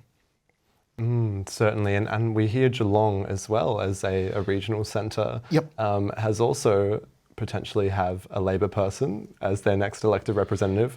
What can you tell us about that seat? Well, Geelong's a really interesting one, obviously centres around the area of Geelong. This has been traditionally a safe Labor seat up until this point, and it actually looks like maintaining that. One of the interesting features about Geelong is the fact that there is actually a swing towards the Labor Party. At the moment we're seeing about a 4% swing to Labor. So again, one of these seats that we would expect to fall if there is going to be a change of government, it just isn't falling. In fact, what we're seeing is the complete opposite. We're seeing swings towards the Labor Party. Again, going to that point about if the coalition or the opposition was focused on getting the people who are angry with the Andrews government about COVID out, it's not happening. In fact, people, if it was a referendum on the government's handling of COVID, seem to be actually supportive and endorsing the approach. Many swings happening tonight towards Labor, but there has also been some action in which there's been some swings towards Liberals, and Nepean is one of those seats. So what do we think about Nepean? Yep, Nepean is a must-win. Nepean is actually being contested by Sam Groth. And one of the important things about this seat is that it actually is one of those classic swinging seats. At the last election, we saw this seat around the area, and of course the whole area, as we saw across Victoria, swing very strongly to Labor. The swings that we're seeing at the moment, a 9% swing to the Liberal Party, really suggests that Sam Groth has resonated with the electorate, and we're seeing a very positive response here by those in the community supporting the Liberal Party. It's interesting that you say that, he's really resonated with the electorate. Do you think that speaks to the power of personality by him? Absolutely. I think the opposition leader was there in Nepean a number of times. I think we saw the opposition leader and Sam Groth playing tennis a number of times. He had a high public profile, but we've seen in the past where candidates are selected based on being a high public profile candidate, they don't succeed. We saw that at the last federal election when we saw the Labor Party select a star. It didn't happen, of course, in terms of Christina Keneally. So it can be a double-edged sword, but what we're seeing with Nepean definitely this time around is that Sam Groth has resonated and he's getting the support, and he looks to be the next member for Nepean. Thank you. Only time will tell. A quick break now, and we'll come back for the latest results as Victoria chooses who will lead our state for the next 4 years.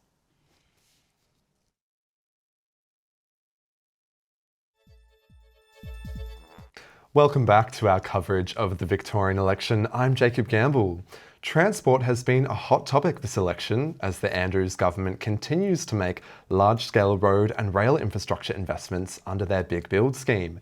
Ticket pricing, regional access to public transport and the suburban rail loop have been at the centre of debates between the parties. These major investments will affect the way Victorians travel in future. Let's take a look at some of those key transport policies being put forward at this year's election. As Jacob Gamble reports. Oh hey, that's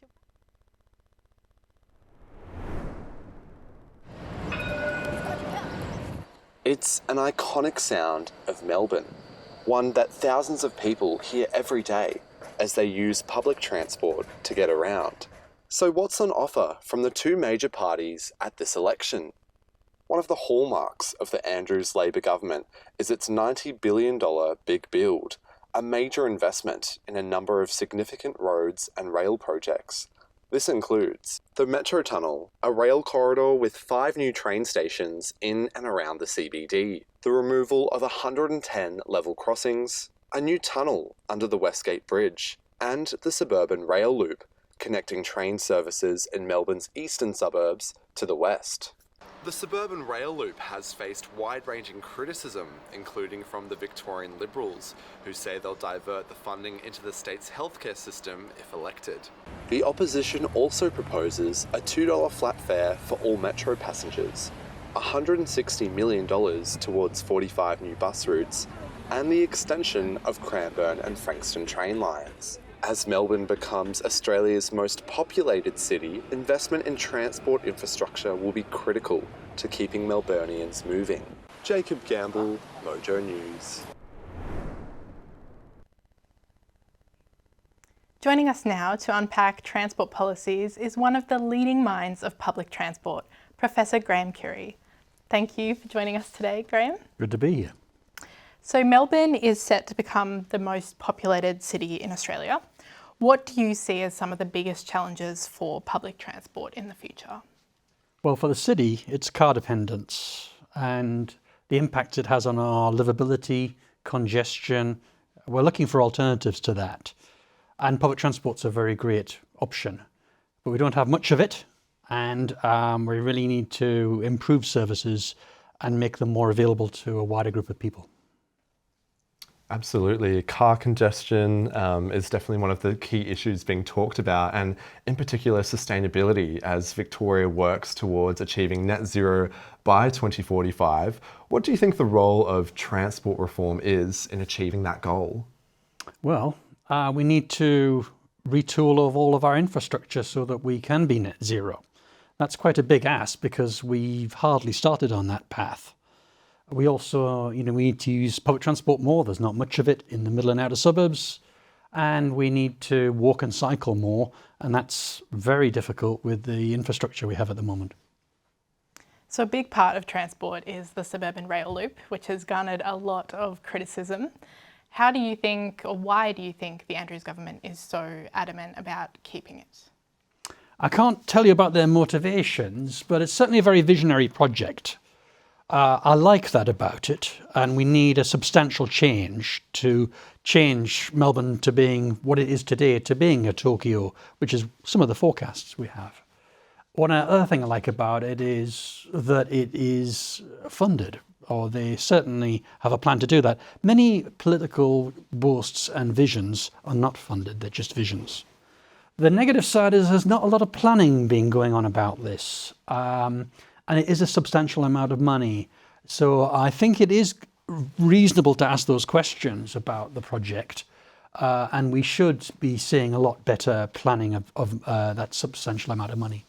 Money has certainly been one of the key critiques from the opposition this election, with one report recently stating that the first 2 stages of the loop are going to cost upwards of $125 billion. So do you think the benefits outweigh the costs for this project? Benefits are very hard to judge, but I would say if someone's going to criticise it, what's their alternative to make such a great change to the way the city runs? And I do think there's a need for that change.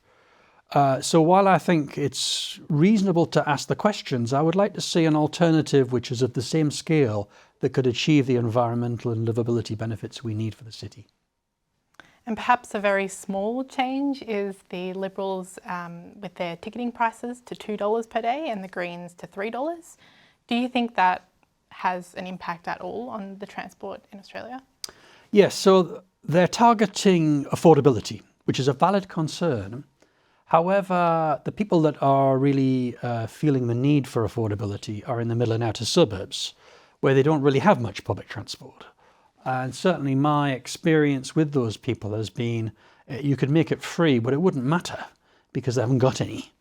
And the truth is that the wealthier people in inner Melbourne who have got great public transport will really receive a lot of that benefit. So it has its good sides. It's certainly not a visionary change into how we travel in Melbourne, which is really the long-term need. I think probably the most ambitious project is, as you said, the suburban rail loop, but I'm curious, what other projects would you like to see to ensure that people in those middle and outer suburbs can access public transport rather than relying on cars? So both parties have said some nice things about buses, but not with a great deal of funding. And buses would be the obvious next step in this. But I don't think buses would have enough appeal, even with substantial investment, to really change travel habits in the middle and outer suburbs, particularly if we're going to be a Tokyo.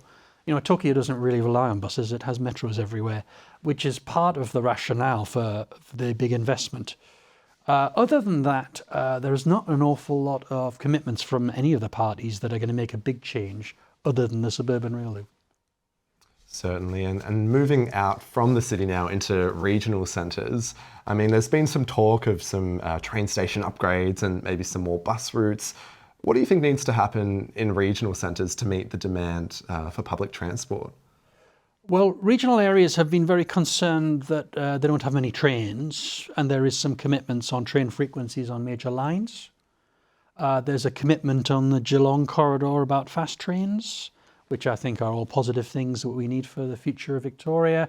We've got a Commonwealth Games we're going to be running in regional Victoria. We really need a better railway to handle those sorts of demands. And affordability's been a big issue in regional areas. So, and that's been some political caps on the fare levels has been part of commitments from major parties. And those caps on fares have been criticised because, as we know, ticketing actually funds the construction of the rail. Is it realistic to have a $2 cap a day on a fare? Is it realistic? You can do it. What it does over time is it substantially erodes the financial base of the entire operation. It's effectively a subsidy. What I want is for a good rationale for it. If it's for affordability, it should be targeted at people that really need that. And at the moment, those sorts of caps really aren't. They're targeted towards people that have got good public transport, and they're the people that are living in the Torex and the inner suburbs. Whereas the people in the outer suburbs really have very few buses. And it doesn't matter, you can make it free. When there's nothing to use, you can't use it. Certainly, and I think another issue that's been touched on in those inner suburbs as well is bike infrastructure. There's been a little bit of a debate happening in the Age about a particular bike lane on Exhibition Street, for example, and you know the Greens have put forward a bike infrastructure plan. What are your thoughts on what bike upgrades need to happen with transport infrastructure in the cities? This is all about our dominance of the car. It's been a part of all political parties. And the issue is, can we take road space away for other good uses? Really, it's not an affordability issue at all. These are cheap as chips. And the types of impacts you can make from better cycling are wonderful, particularly in the inner suburbs. Road safety and cycling is a #1 concern for increasing cycling. So I really see any advanced bike lanes throughout the city as being a very progressive thing to do. Our problem is we still seem to have a belief that we can't take space away from the car, even though the car is, damaging the environment. It's an issue for, particularly in inner areas, wealthier people.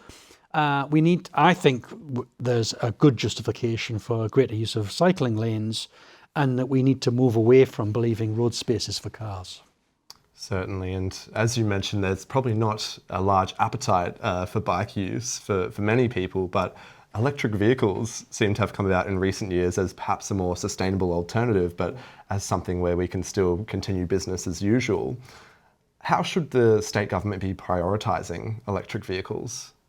Well, I think electric vehicles are a natural progression, but they're not a solution to environmental problems. They're just part of a solution until we have a full renewable energy system and an infrastructure that can support electric vehicles and electric vehicle charging. We need the whole package. I think there's a common view that just having the electric vehicles will solve the problem. It won't. And in fact, we've got quite a lot of more steps to go along the way. And some of the parties have actually emphasised that we need to do other things here. And I think they're dead right there. And also, you know, congestion with electric vehicles is just going to be the same as congestion with the car. So is it really a long-term solution to the fundamental problems that Melbourne's going to have as Tokyo? I think not. Well, Graham, final question. Which party do you think has pitched the best transport plan for Melbourne's future? The answer really is according to your own point of view. I wouldn't call a winner because I don't think any party is going to solve the long-term future. I like aspects of every party's policies. Frankly, put together all of the party's commitments together still wouldn't solve those problems. I think we still haven't got round to understanding the scale of the difficulties we're going to have. So big is better from my point of view. Some great words to leave us on. Graham, thank you so much for joining us today. Thank you. Thank you. For many undergraduate university students in Victoria, MyHe concession fares help to ease the cost of living pressure. However, for those in postgraduate studies, it's a different story. Bhavya Vemulapalli explains. Only undergraduate students in Victoria can save 50% on the annual travel pass. Victoria is the only state in Australia that doesn't offer the concession prices to grad students. Trams, trains and buses are the only means of transport for many students in Victoria. The cap is around $10, but like if you see it weekly, it comes to around $50-$60. It's a bit disappointing that you have to pay like a normal price when we're still studying. We can't really work much. I live like one stop further from uni, so it normally take like I am charged like... There's not much difference between being a grad student and an undergrad student. Graduate students in Victoria are signing a petition to demand concession fares. Monash University Graduate Policy Officer Amy Berwick is one of the 1,000+ who already signed this petition. Going straight into their master's or their PhD's studies after undergrad, so they haven't had time to go out and earn a great deal amount of money. 60% of the student community, based on a survey, are below the poverty line. There's significant cost of living pressures for grad students, particularly now as we're going through a cost of living crisis. The Victorian government stated that many postgraduates work full-time and they may not require additional concessions. This decision entirely ignores the international students with work restrictions. Most of these kids aren't wealthy people, right? They're not coming from wealthy families. They're struggling. They're out doing those menial jobs. Even the domestic students with incomes slightly over the Centrelink are at a disadvantage. Bhavya Vemulapalli, MOJO News. Thanks, Bhavya. More from the MOJO News Victorian Election Special after the break.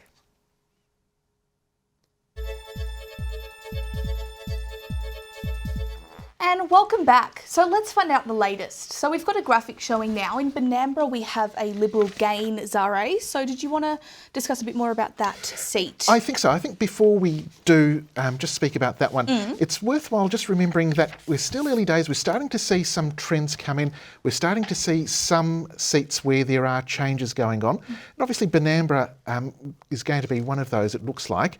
So Benambra is a very important seat for the Liberal Party. It's currently held by a very small margin, less than 3%. It's held by Bill Tilley since 2006.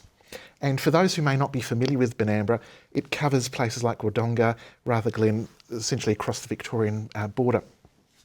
It should be a comfortable Liberal win.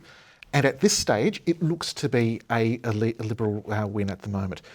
So this is a very important seat, of course, because it also falls under the area of Cathy McGowan's seat of Indi, a high-profile independent.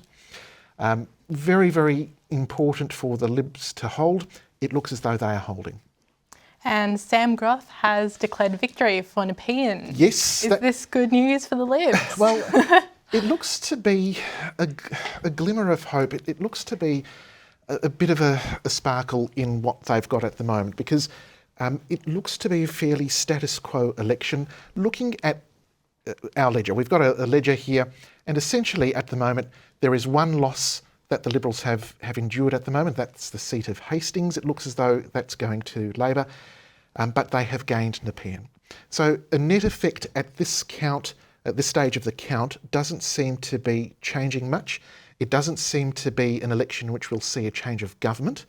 And one other important thing I think it's worth mentioning is that we may see an increased crossbench, especially with new Greens being elected.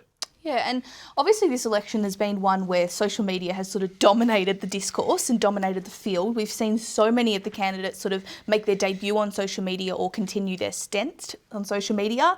And how do you think social media has played into this, and how do you think it actually affected the vote, Sarah? It's hugely important. Of course, social media is very important. Anyone who's got a smartphone, a smart device is obviously immediately connected to social media. So it's the way in which politicians can connect with their audience, with their constituencies. Strategically, it's very important for politicians as well. Unlike traditional media sources where there is a filtered sense of filtration through journalists or editors, with social media there is no filtered content. It essentially is the politician, the candidate, speaking directly to their voters, and that gives it a sense of authenticity, sense of immediacy, and also connects voters with their representatives in a much more closer and more meaningful way. So which party do you think has actually used social media the best? Good question. I think there have been some hits and misses. I think when we look at some of the more manufactured social media approaches, that just reeks of manufacturing, and it loses that authenticity, it loses that spontaneity. Where candidates have been able to use it and presented themselves in a really meaningful way, in a way that is accessible and that presents perhaps a new angle that voters didn't know existed, I think those are the most effective ones. Of course, it's up to individuals to determine who they believe had the best ones, but there were some real misses as well as some hits. And speaking of hits and misses, we've seen a lot of humorous sort of posts come out on the social media, lots of sort of trends, and we've seen obviously with the emergence of TikTok, sort of a lot of that has been coming out. What do we think about humour? How do we think that's played into social media, and is there a place for that in politics? Absolutely. Humour can be a really effective way in which politicians, candidates can work with their constituents, they can alert constituents to issues, and also make that sort of connection that wouldn't be possible through traditional media approaches, whether it's through a press release, of course, or a staged photo opportunity. So I think these are really valuable. It's a new area. Parties are learning about this as they are, but I think as we go on, especially with people who have been growing up on social media, running for Parliament, I think we'll see really new and innovative things, exciting things for the future of Australian democracy. Just a bit more on this topic. Obviously, we've got lots of different demographics throughout the state. We've got lots of different people on different social media platforms. Do you think the media managers of these constituents have been taking that into account? And how do you think they have been doing that? Yeah, I think certainly. The political parties, of course, are well-oiled machines, and they work really effectively. They work closely with researchers, social scientists, to ultimately try and determine the best way in which they can reach every demographic. Thanks to compulsory voting, everyone will turn up to vote, so parties don't have to engage in the sort of American approach of campaigning to try and latch on to specific issues to try and draw out their voters. They know everyone will turn out to vote, but it is trying to appeal to as many people as they can. And they're doing that with a wide range of policies, with a wide range of approaches that we've seen. Fantastic. Thank you, Zare. So now let's throw to Ren Gillett, who's in Mulgrave in Premier Daniel Andrews' seat. Ren, what can you tell us? Well, guys, hasn't the mood shifted? There are so many more people flocking into the venue, and what you can probably see right now, lots and lots of red T-shirts, and one guy in a blue T-shirt and one woman in a blue top. They didn't quite get the memo, but it's very, very high atmosphere in the room. And what we are seeing is that, there are some Labor seats shifting. So the Northcote seat has shifted slightly to the Greens, but this has happened before, so people aren't too stressed. Richmond is retained. Florinda is retained. And what we're also seeing, so just moments ago, we're watching the live broadcast on the TVs that you can see behind me. Now, it's getting exciting. We're watching the vote count live. And what we just saw before as well was that the Mulgrave seat was announced with Daniel Andrews in a clear majority. Now, that is a big win for the people in this room because this is the Mulgrave electorate. Predominantly, the people in this room live in Mulgrave. And it was amazing to hear the cheer. It was very, very loud and very, very wonderful to be a part of and to hear. Now, I've been speaking to people throughout the evening, and one woman, she was speaking about Ian Cook, who the media flagged as being a very likely rival candidate for Daniel Andrews in this election. And she said that she sort of thought that it was a lot of misinformation, which potentially is the truth in the polls that we are seeing, with Daniel Andrews holding a very, very clear majority. And she actually called it a travesty to democracy if Ian Cook would actually take this seat from Daniel Andrews, claiming that his whole policy is based on revenge. That is what she has said. Now, obviously, the people in this room are excited. The mood is very, very high. The people want Daniel Andrews to keep his seat, and they want him to hold on to another term as Premier, which would be his third term. So that would make him Victorian Premier since 2014, which would be pretty significant. So the mood is very, very high. People are excited. It's upbeat. And, you know, while it is only early days, it is still, the vote's counting. It's early days, but people are excited. Back to you. Thanks, Ren. What an incredible mood out there. 7 and 9, just to some breaking news, have called a Labor win. Zare, what do you think about that? They're perhaps jumping the gun a bit. We like to be a bit more cautious and perhaps arguably a bit more thorough. But I think on the weight of it, looking at the ledger that we've got, there really isn't much movement. The seats that the coalition had to win on the southeastern side of Melbourne just aren't falling out the coalition's way. We can go through them. For example, the seat of Ashwood. Ashwood was a very gettable seat for the coalition. It should have been one that was called in the first few minutes, held by the Labor Party by just 2%. It actually has swung to Labor. Labor is increasing its lead. Now, the significance of this is that what tends to happen is that governments tend to shed support after each election. What we're seeing tonight, if these trends continue, is a government actually continue to attract support rather than shed support after being in government for 2 terms, after going through significant challenges such as COVID, and at the end of it, coming out and actually winning seats and strengthening its hold in some seats. So this is a remarkable evening for Victorian politics. It's amazing to see. Do you think that Victorians will be happy about this, given that, you know, there's been a lot of backlash for Daniel Andrews? Sure. I think as a political figure, Daniel Andrews has been such a polarising figure in Victorian politics. Really, since 2020, since he fronted up to those 100+ media events, since the time he introduced those lockdowns and then reintroduced the lockdowns as we went through COVID, the idea was that there would be Victorians who'd be really happy to see this government out. What we're seeing tonight is the opposite. What we're seeing is that in some seats that Labor won at the last election that were marginal, voters have said we not only support what happened, we actually support this government moving forward as well. I think that's significant. It's significant for Victorian politics. It's also very significant for national politics across the country as well, because when New South Wales goes to the polls in May and other states go into elections over the coming months, they'll be looking at the campaigning, the tactics, the techniques that were used in Victoria as templates. So this is a big night. It's a big night for the Labor Party. It will also be a big night for the coalition, but not necessarily for positive reasons. And speaking of sort of how the election has run through and how the parties have sort of handled their campaigns, and how you were saying how they've managed it differently, what do you think were the key issues that have sort of determined the vote up until now? I think the challenge that the coalition had was to come back from that 2018 result. It was a real problem for them. That was a disastrous result in 2018. where they lost seats and came close to losing seats that they'd never lost before. This time around, the challenge was for them twofold. Firstly, they had to reconnect with voters who had abandoned the coalition in the past. And secondly, to try and get those voters who was umming and ahhing, who were essentially swing voters, to support them this time around. It doesn't seem to have worked. I suspect a lot of reflection is going to be made upon this result, but surely much of the discussion will have to focus on the coalition's organisation, its personnel and its policy program, because clearly these are three very important things that for whatever reason just have not resonated with Victorians tonight. Fantastic, thank you, Zare. So climate change and the environment continually rate among the most important issues for voters in Australia, and Victoria is no exception.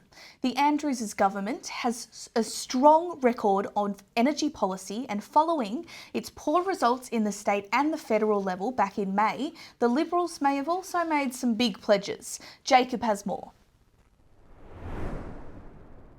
With climate change continuously ranking among the top issues concerning voters, energy policy has been at the forefront of the public's attention this past term. Victoria's largest coal-fired powered station, Loy Yang A, is set to close in 2035, so discussion has moved towards what comes next as the state looks to decarbonise. So where do the Victorian Labor, Liberal and Greens parties stand on energy and emissions reduction? The Andrews Labor government has set one of Australia's most ambitious targets for net zero emissions by 2045, with an interim target of a 75 to 80% reduction by 2035. One of the key mechanisms to achieving this goal is returning ownership of electricity into public hands. Labor has promised to construct 4.5 gigawatts of publicly owned renewable energy, and to revive the State Electricity Commission after it was privatised in the 1990s. Storage is equally important, as technologies such as batteries are needed to hold electricity when there is no sun or wind to power renewables. Labor has committed to a renewable energy storage target of 6.3 gigawatts by 2035, and is building a 125 megawatt battery worth $119 million. In opposition, the Liberal Party also supports a net zero by 2050 target and have pledged to legislate an interim target of a 50% reduction by 2030 if elected. The core of the Libs' policy centres on utilising Victoria's gas resources and investing in clean hydrogen through a $1 billion Victorian hydrogen strategy. They have made a Victorian Gas for Victorians pledge that new natural gas will be used for domestic use instead of being sold elsewhere in order to put downward pressure on local prices. Additionally, Liberal leader Matthew Guy's Power to the People plan aims to provide 1 million households with rebates for solar panels and home batteries. There are also plans to upgrade Victoria's transmission infrastructure, including a project in the west that promises to unlock 1,800 megawatts of renewable energy. Finally, the Victorian Greens have taken the most radical approach to energy, proposing a 100% renewable target by 2030 and an immediate ban on new coal and gas projects. The party, led by Samantha Ratnam, wants to invest $10 billion in new publicly owned renewable energy and establish an independent Latrobe Valley Authority to oversee a transition away from coal and the economic revitalisation of the region. The Greens also support offering zero-interest loans to assist 1 million homes to disconnect from gas over the next 6 years. Fantastic, thank you, Jacob. So now we're actually going to throw to Jonathan Hawes, who is in Caulfield with Deputy Liberal leader David Southwick. Over to you, Jonathan. Thank you, Chloe. I'm with David Southwick here at the Brunswick Hotel. David, we've just received some news that some good victories for the Liberals. Sam Groth, how do you feel about, in Nepean, how do you feel about the Liberals' chances tonight, given these swings towards the Liberal Party? Yeah, look, it's really early to tell in terms of where things are happening. It seems in some areas we've done quite well, in others not so well.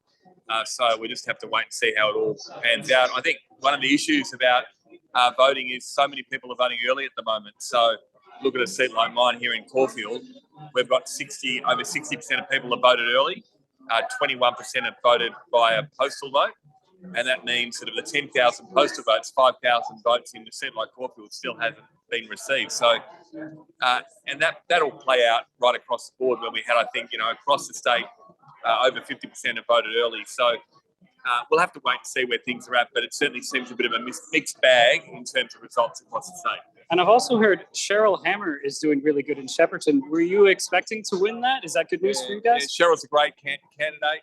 She's run a really, really good campaign. As you said before, Sam Groth as well. Great campaign, great candidates. We're really hopeful for them. They'll bring some really good experience into the parliament. And, one of the things that I've always said it's important is to not just focus on career politicians, but bring people from different walks of life. And I think both Cheryl in small business, Sam in terms of his sport and his media experience, I think that would be great in terms of will help the political diversity. Do you think these early wins have brought any other lessons for your party for tonight? Look, I mean, I think probably one of the issues for me is that it's been a pretty dirty campaign, and I've never seen anything quite like it in terms of just the name calling. I think people are really over that. We saw it a lot with Caulfield. I know that Monash has a campus here. Quite a significant number of Monash students have a Jewish background, and I know my seat, 40% of which are Jewish. We've seen terms like Nazi being thrown around from calling extremist candidates. We've got to stop all of that. I think that people are over that kind of politics. We've got to get back to politics of the community and real people and trying to fix the real policy issues and debate policy issues rather than effectively, the kind of person-to-person battles that we're seeing at the moment. And speaking of your own home seat of Caulfield, how are you feeling about your own race? Yeah, it's tight. Look, last time in the 2018 election, around this time, they shot me out of a cannon to say we've lost Caulfield. A significant, as I said before, a significant amount of the votes get counted, particularly in postal vote. Postal vote tend to break about 70-80% our way. So we've got to have the good votes that will come late for us. But if we can just hold our own on the election day votes, then we should be okay. But certainly it's not without a fight. I think there's certainly got to just keep on. Hopefully, fingers crossed, and we'll get the result that we want. Well, thank you so much for your time, David. Pleasure. Chloe, back to you. Thank you so much. Thank you so much, David and Jonathan. It was fantastic to hear from you both. But it is still early days and there are a lot of moving parts going on tonight. But stay tuned because right now we are going to throw to a break. We'll be back with you soon.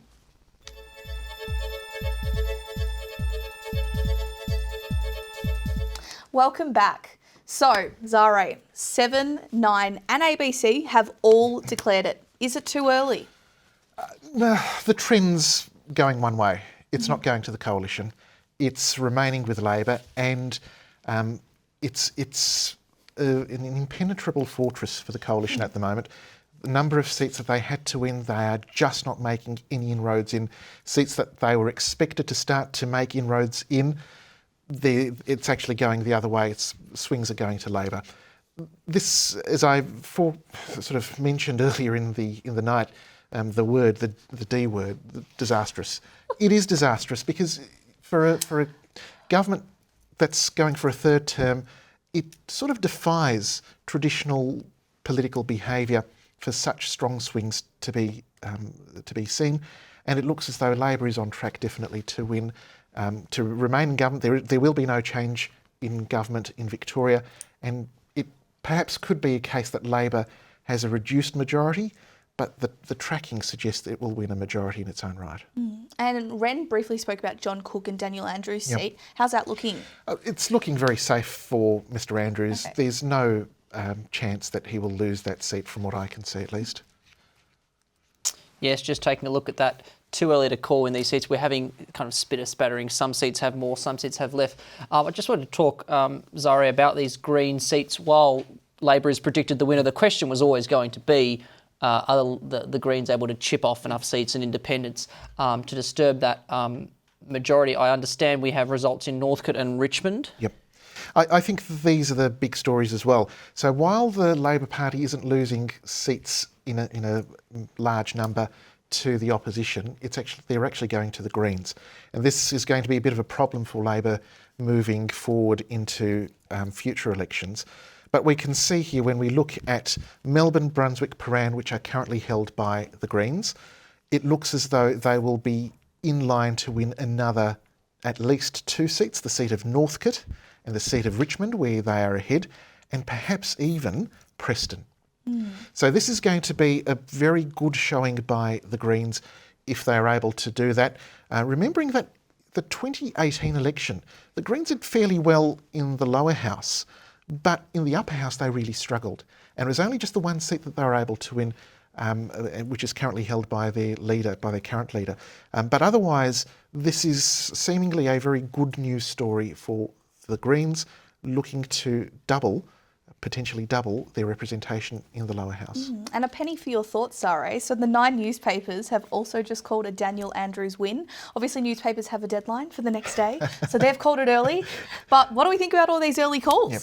I think it's with good reason. Remembering that a party to win a majority in the Victorian lower house needs to win at least 45 of the 88 seats. Based on my rough maths, as you can see here, lucky people can't see my messy handwriting, but it looks that Labor is already on 45, if not 47. So the swings are not going the way they should be for the coalition. This seems to be a very difficult night for the coalition.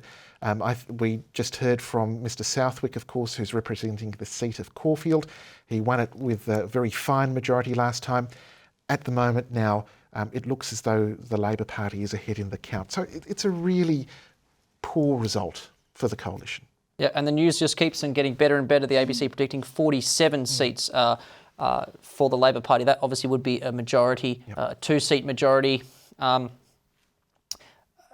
guess we said where to next for the Liberal Party. I'm looking at, in terms of one bright spot, perhaps Hawthorn. That may be a game back. John Pizzuto isn't a lot of counting to go there with a 3-cornered contest, but and holding off some other independent challenges at the moment, Brighton, Sandringham and Kew and so on. But at the end of the day, this Liberal strategy of let's target these disaffected voters who were hurt by lockdown in the outer western suburbs and the outer northern suburbs, these red walls were just too impenetrable for the Liberals to have any real effect. Yeah, absolutely. The challenge that the Liberals have had is we saw warning signs of this in 2018. They were very clear warning signs that voters that once voted Liberal did not like the direction of the Liberal Party in Victoria. They responded to that by voting against the party in very large numbers. They lost seats that they had never lost before, and they came close to losing seats that they had never lost before.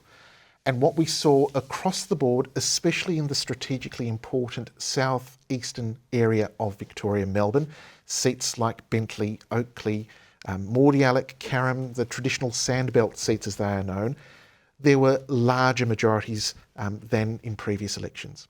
Just to provide a point here, seats like Mordialloc, Carrum were held by the Labor Party before the 2018 election by less than 1%.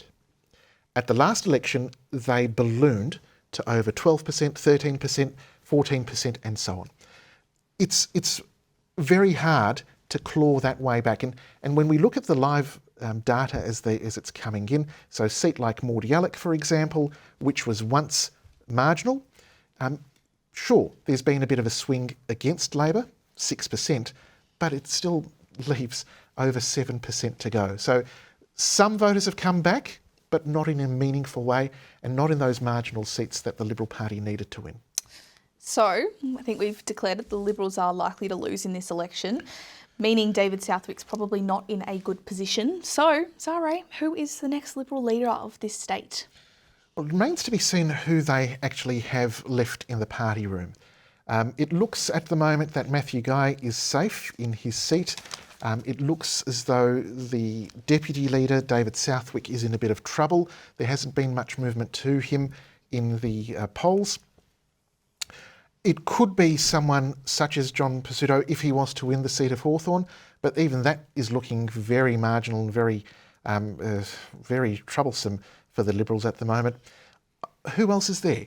Someone like Sam Groth, who's just found himself in Parliament, perhaps? Well, surely even the Victorian Liberals wouldn't go back to a two-time loser in Matthew Guy? Well, there's remembering that some Liberal leaders have had incredibly high-profile losses.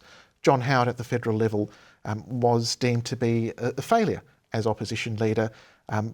Jeff Kennett similarly lost elections.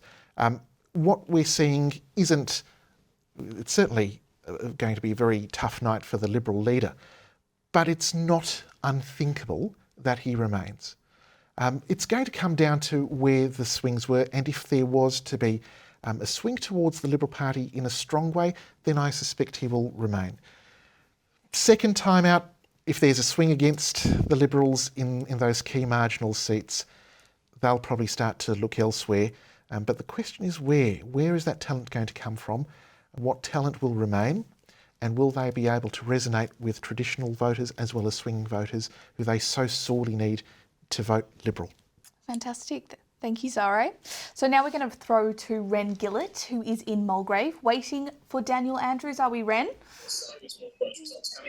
Well, as we do know, a Labor victory has been announced by Channel 9, the ABC and Sky News, with a Labor majority likely to be expected. So, as you can expect, the mood in the room is very high. People are excited, and even more excited because just moments away from seeing Daniel Andrews potentially walking through this door. It is expected that he will have his 3 children with him and his wife, Catherine. So they will walk just down here and up onto the stage, and he will likely make his victory speech, which the Labor faithful behind me are eager to hear. This is what they've been waiting for the entire night, and it's all building up to this moment. We are likely to hear a concession speech by Matthew Guy, the opposition leader, before Daniel Andrews does take to the stage, but people are waiting with excitement. And what has been notable throughout the evening is that as soon as someone enters the venue, they flock straight to the bar over there, which I don't know whether you can see, but it's behind the massive people. So there you go. Everyone is boozed up, fed, and ready to hear Daniel Andrews make his victory speech. It has been a very, very positive night for the people in this room who have been, as I said, waiting for this moment the entire evening and in the lead up to this campaign. It's an exciting night, and it's exciting to be here. Throwback. Thanks for that, Ren. Going back to our discussion, Zare, I always like at this point of the evening to look for some silver lining or a positive on the note of the losing side. And looking to the regions of Victoria, we talked about this. What will the impact be like there? Obviously, tourism hit hard by the COVID pandemic.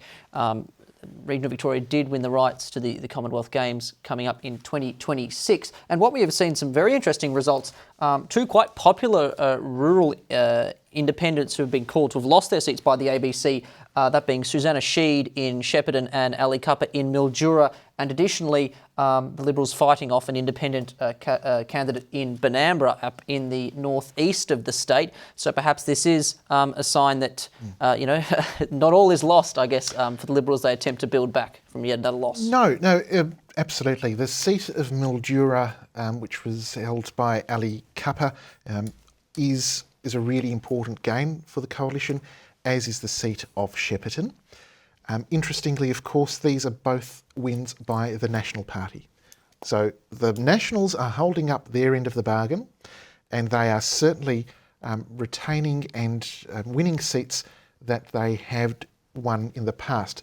They're doing their bit. It's the Liberal Party that's the problem. And the Liberal Party's problem is in metropolitan Melbourne, as well as greater metropolitan Melbourne. But certainly these are fantastic results for the Nationals. To regain a seat off an independent is such a hard thing, especially in rural, regional, provincial areas where once independents get in, they tend to really be entrenched. They tend to enjoy a lot of support from the local community. These are significant results, but unfortunately they're really few and far between in terms of positivity for the coalition. And this is the first time we've seen the Cathy McGowan factor. It began back in 2013, I believe it was. We've seen the success at the at the federal level with these rural independents, and also at the Victorian level. This might be the first time that there's taken a step back, and it's a good sign for the Nationals. And as you say, absolutely holding up their end of the bargain. They had 6 safe seats coming in. Every single National seat was safer than the safest Liberal seat. They're going to add at least 2 more. It's going to be, as you say, worrying signs for the metropolitan area for the Liberals. Sure, and I think the really strong results for the Nationals in particular are the swings that they're getting. So if we look at the seat of Shepparton, for example, that looks to be an 11% swing to the National Party. That is a fantastic result. And the party should be celebrating its wonderful achievement there. In the seat of Mildura, that was a very marginal seat to begin with. Any change to the Nationals was going to be a positive. They seem to have got a 2.5% swing. That is going to be a very strong result if they can hold on. Yeah, it's very interesting. We talked about the regions. We're going to move to now Labor's performance. They do hold a swath of seats in the sort of the west central area of Victoria, picked up in the 1999 election. And from what I'm seeing, it swings against all of them in these seats. In Macedon, Marianne Thomas, who is the Health Minister, a 4% swing against her there. Both of the Bendigo seats, including Bendigo East, held by a lady who many tipped to be the next Premier of the state, in Jacinta Allen, has had a 2.6% swing against her there. So is this somewhere Labor need to address looking forward? Sure, they've held on to all their seats, but as you say, those margins there are swings against them in regional areas. Yeah, they were such large margins to begin with. I think they would have been expecting some swings against them. But it's really interesting that they're occurring in the outer metropolitan and rural regional areas. It's really important also to remember that at the federal election, we saw voters leave the major parties and support non-major parties in some significant ways in outer metropolitan areas. That trend seems to be continuing. It also, I think, speaks to the criticisms that this government has attracted, and that is that it has been too focused on metropolitan Melbourne, and it has not really been interested in outer metropolitan rural regional areas. I think that may feature into a bit of a protest vote against the government, but it's not really in a threatening way. Seats aren't going to fall in those areas. Now, Zara, I am curious about what's going on in Melton. Can you give me an insight into that, please? Melton was a very interesting seat, and I had it as part of my notes in terms of one of the expected seats that could actually fall if there was to be a swing against the government. And what we're seeing is really there isn't much happening over there. In fact, the Labor Party seems to have be performing well. They're still early numbers, but if that trend continues, it's going to hold steady for Labor. They held it with a margin of 5%. It doesn't seem to be swinging away in any meaningful way, and it looks as though John McGee, who is Cabinet Secretary and currently holds the seat, which covers places, of course, like Melton, Brookfield, Hopeton Park, certainly he's going to be holding on. It's also worth remembering that as a growth area, Melton, there was essentially a conga line of candidates that were running, 14 candidates contesting, and at this stage it looks as though Labor retains that seat. It seems like it's good news for the Greens tonight. I will ask you more about that later. But first, let's cross directly to Greens HQ to Lydia Strofelt. I can honestly report the atmosphere has completely shifted since our last check-in here at the Greens Party. There's celebration, there's whooping and cheers for the past 20 minutes or so. Not only have the Greens managed to retain their seats in Melbourne, Prahran and Brunswick, they've also gained Richmond by a massive swing, while we're keeping a very close eye on Footscray and Northcote, which are surprisingly looking very positive as well. If the Greens are to hold the balance of power in the lower house and dominate the crossbench, it could have immense potential for progress on climate action, political integrity and affordable housing. So behind me, we have, again, more cheering, more celebration. We're actually hoping to hear from the Victorian Greens leader, Samantha Ratnam, very soon. Unfortunately, Adam Bandt, the federal leader, couldn't make it tonight due to COVID, but some very important addresses coming up soon. The celebrations we expect to continue. Again, we'll be checking in with Footscray and Northcote as those are continuing to progress. But until then, back to you in the studio. So Lydia, thank you so much for that. One of the issues close to the Greens is obviously the climate. And one of the things that is obviously pivotal is energy. So I was wondering, Zare, what do you think about how the Greens have sort of made energy their focus? And do you think that that has sort of led into how the voters how the votes went this election? The Greens have been very effective at crafting their constituency and crafting their space in Victorian politics. They focused very much on a handful of issues. Climate change, of course, the environment, and resourcing, in particular energy policy. And I think what we're seeing tonight is really the floodgates open for the Greens. For a very long time in Victorian politics, they were knocking on the door of Parliament. There was always this sense that they would win seats. But after every election, they're frustrated that they missed out just by whiskers here and there. I think this time we're likely to see at least 2 new Greens in the lower house. I think this is the election that consolidates them as a very important part of Victorian politics and a significant player when it comes to formulating public policy. Fantastic. Thank you, Zare. So, as our state begins to embrace renewable energy, many Victorians have taken to purchasing electric vehicles, cutting down their fossil fuel emissions while saving money at the fuel pump. However, as Alana Ferreira explains, a controversial Andrews' government policy has left some people thinking twice about their choice.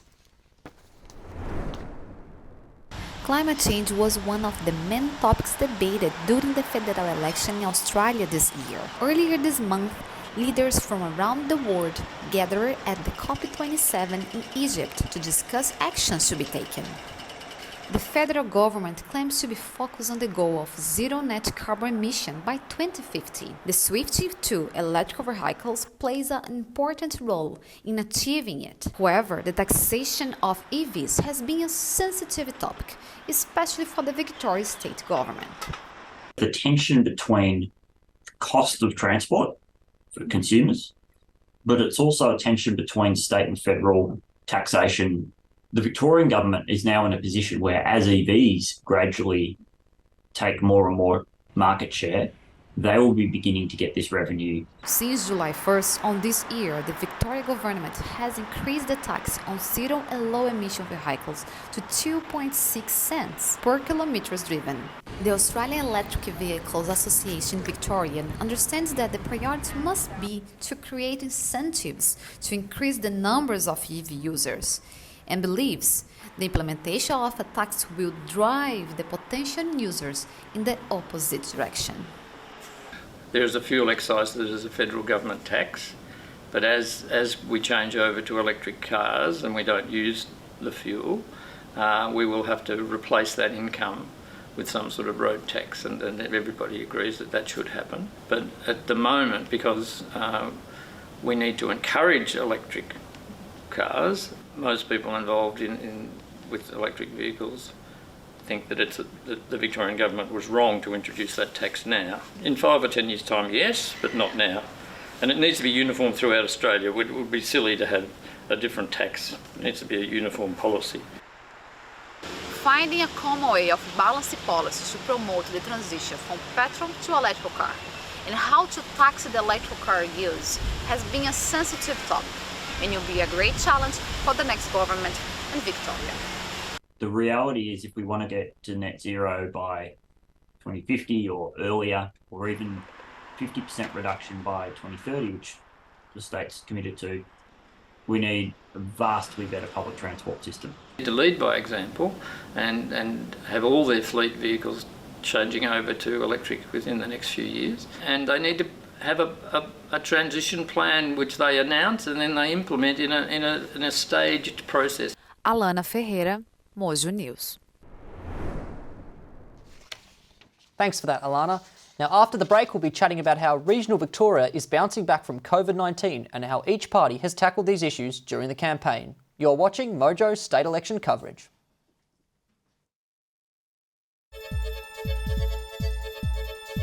Welcome back. Let's check in on the latest with Zare. Well, since the last update, it looks as though Labor's consolidated its majority, I would think, and is definitely now on track to hold government with a reduced majority, but certainly with a majority. This means that the crossbench may not be required if Labor is to hold onto the seats in which it is ahead. At the moment, it's ahead by 3 seats, maybe even 4, suggesting that the majority, the magic number, 45, they've reached it, they've exceeded it, and they'll be able to govern in their own right. I don't think it can be overstated just how amazing it is for a party going for a third full term to be, not gaining seats, but certainly retaining majority government in a climate where we're seeing such big support for third-party candidates. Talking of that, the Greens, they've had a stellar night, harking back to what they did in May. We've already talked about Richmond again. That's up to 15% now, the swing. Obviously, that could change as we get more of the vote in. We know they've gained Northcote, looking good in Albert Park, possibly Footscray, Pascoe Vale and Preston.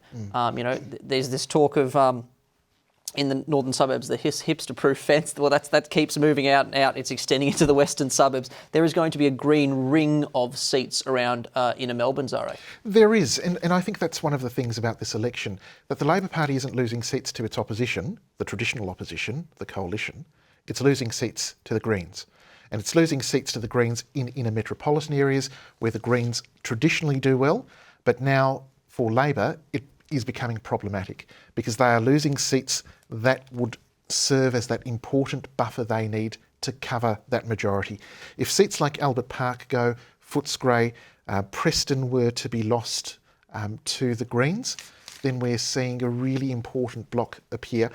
Tempering that excitement for the Greens and tempering that very important and significant result is probably the fact that they will be on the opposition benches rather than in a position to be in government with the Labor Party. So while it's a very important result, it's a significant result, it's not necessarily going to make much of a legislative impact on the state of Victoria. Certainly, and the Teals haven't had as much success as the Greens, and one particular seat is Hawthorn in particular. What do you make of that one? Hawthorn was a must-win for the Liberal Party. This was the one of the most marginal seats that the Labor Party held. It was a surprise win that they had, held by John Kennedy, who won it off John Pizzuto, famously, who was on the ABC panel on election night 2018 and lost his job live on air. It's traditionally a Liberal Party seat. Momentum going into it was on the Liberal Party side. The Teal candidate, of course, would have been buoyed by the results that the Teals achieved around that area at the federal election. It was a must-win. It's not being won by the Liberal Party. It is a problem that they haven't won it. And it looks as though this is going to be the first Teal candidate who succeeds in Victoria. Well, just hold that thought, Zara, because I've just checked Mornington. So Mornington was a Teal seat. Kate Lardner looking to gain that seat, where incumbent David Morris, popular long-term incumbent, was primaried by Chris Cruther, has ties to the Conservative wing of the party, was an ex-federal MP, and he has gone down in a major way, 56.3% of the two-party preferred vote going to the independent at the moment. It's an 11% swing with 25% in. You buying that, or would you like to see a few more figures in? No, I think the trend really continues, and once we get into over a third of the vote counted, the trend starts to reveal itself.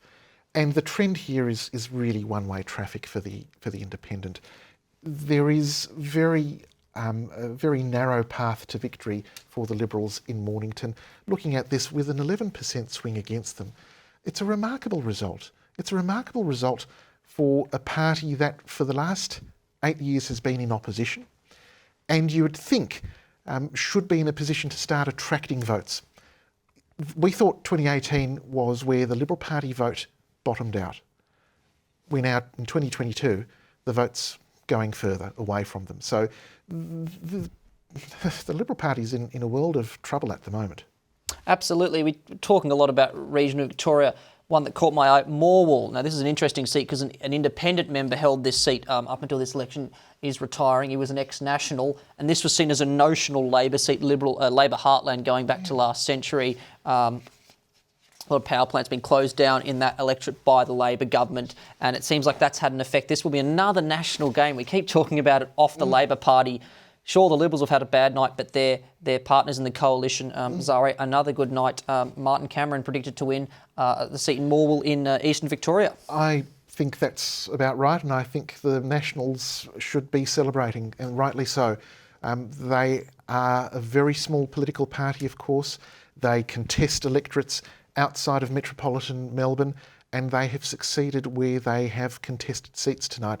It's a remarkably strong result and something that should give the Nationals some hope. Remembering that the Nationals, of course, are a completely different political party to the Liberal Party. And while they do sit in coalition with each other, that coalition can be dissolved by either party. And it has been, of course, in some parts in Victorian politics and Victorian political history, where the Nationals have sat separately from the Liberal Party.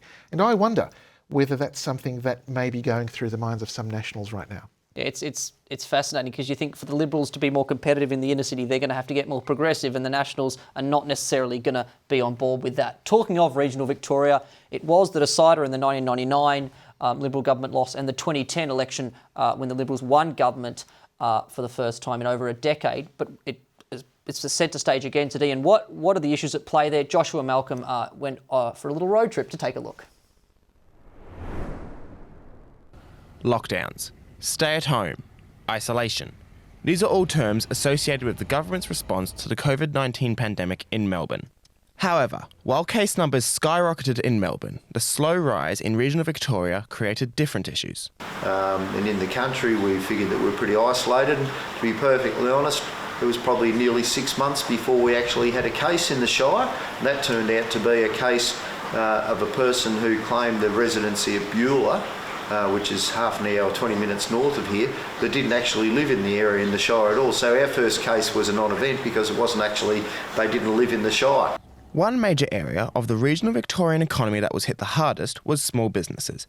At the peak of the pandemic, the Labor government commenced COVID-19 disaster payments, offering small businesses grants of up to $7,000 in order to assist them in the midst of lockdowns and dwindling revenues. We wouldn't have survived if we didn't receive the money from the government.